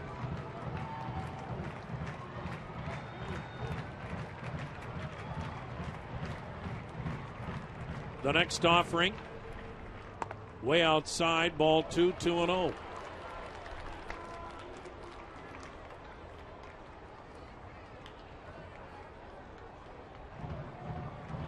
Breeze is picked up, blowing in now from left field. Not that that's a big factor. Now the 2-0 pitch. Ball 3, it's high.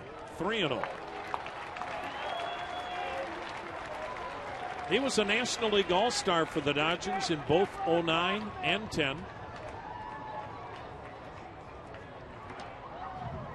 And since 2006, he's averaged 11 and a half strikeouts per 9 innings. I mean, he's got overpowering stuff. Now the 3-0 to Chu. Ball 4. That wasn't even close. High and wide. So Chu's aboard with a 1 out in the 9th. That'll bring up Jason Kipnis. And Tom, you were mentioning earlier about Jeff Francoeur, and one of the nicest and well-respected players in the game, a good veteran for the Royals. He was part of that recruiting process, both of these guys from the state of Georgia. And he was asked by his manager, Ned Yost, hey, help us out here. We have a free agent, thinking about bringing him in, and we need a little something to put him over the top. And they feel Francoeur was a big part of getting Broxton to sign. That's no surprise, is it? Here's Jason Kipnis. The set in the pitch. High, ball 5. Out to the mound goes Brian Pena. The first time you talk to Jeff Francoeur, he acts like he's known you his entire life. I mean, that's Jeff Francoeur, and you can see why they would use him to recruit a player. We talked about it before, but I mean, Francoeur went the extra yard in Oakland. They were hounding him in the right field bleachers. Does he get mad? Does he pull a Milton Bradley? Nope. Instead, he buys them 20 pizzas and has them delivered to the right field bleachers. Now the set. Now the 1-0. In there, a strike. Can you imagine Milton Bradley? He would have ordered the 20 pizzas. Then he would have taken each one and smashed a fan in the face with it. Now, come on. And then he would have retired. said, I didn't do anything wrong. He retired, all right. You're still on him. Now the set and the 1-1. High, 2-1. But that's Jeff Francoeur.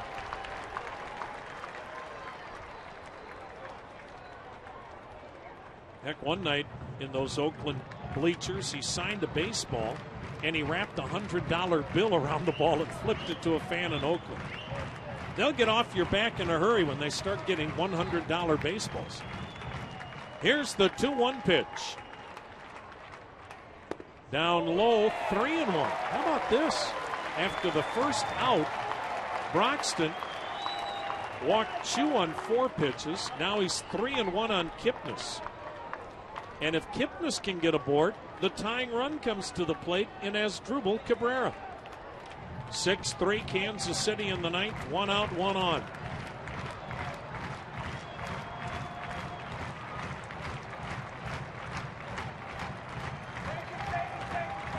Broxton's ready. Here it comes. A swing and a line drive, base hit left field. Jason Kipnis shoots one the other way. Chu stops at second, and how about this? Tying run comes to the plate here in the 9th inning in the form of Asdrubal Cabrera. And Brian Pena with his 23rd visit to the mound today.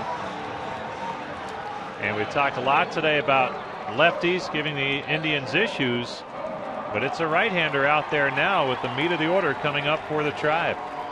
Asdrubal Cabrera 1 for 4 with a single. Indians at first and second, 1 out, 9th inning. Indians trail the Royals 6-3. That breeze we talked about. Now, if you look at the flags, more of a cross breeze from the left field corner toward the right field corner. It would give a ball a boost if it's hit in the air toward straightaway right. Broxton's ready. The pitch to Cabrera.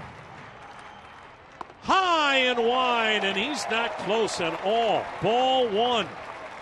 Jose Lopez waits on deck. Suddenly, Jonathan Broxton has lost all command. He has thrown more balls than strikes here in the 9th inning.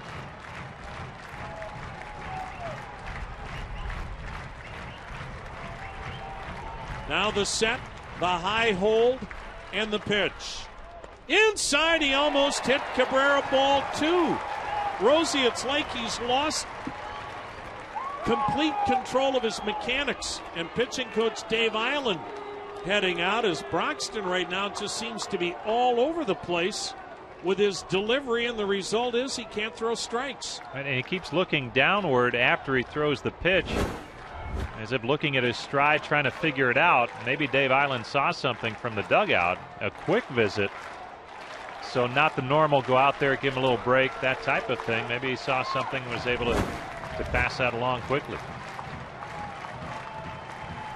Well, Cabrera's in a hitter's count now. Royals with a 6-3 lead in the ninth. Indians batting with 1 out, runners at first and second, and a 2-0 count on Asdrubal Cabrera.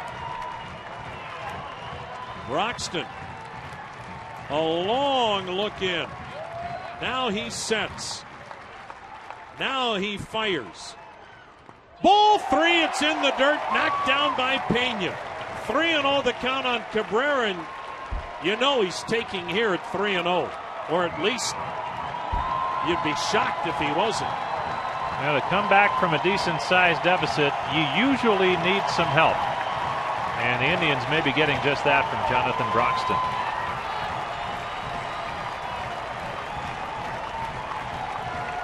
.3-0 the count on Cabrera. Chu, who walked at second. Kipnis, who singled at first. 1 out in the ninth. Tribe down 6-3. Jonathan Broxton with that deliberate set. And here it comes. Strike. A fastball to the outside corner, little above the belt. 3 balls and a strike. Broxton was not going to give in case Cabrera was swinging.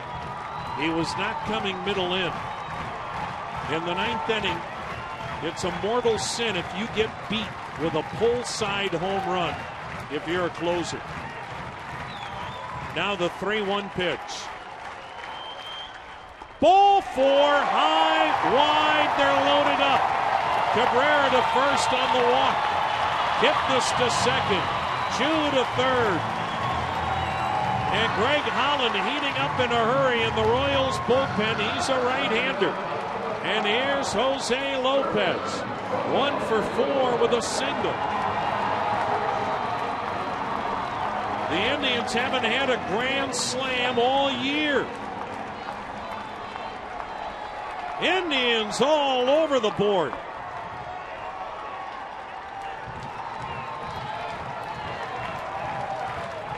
Jose Lopez, right-hander against right-hander. Jonathan Broxton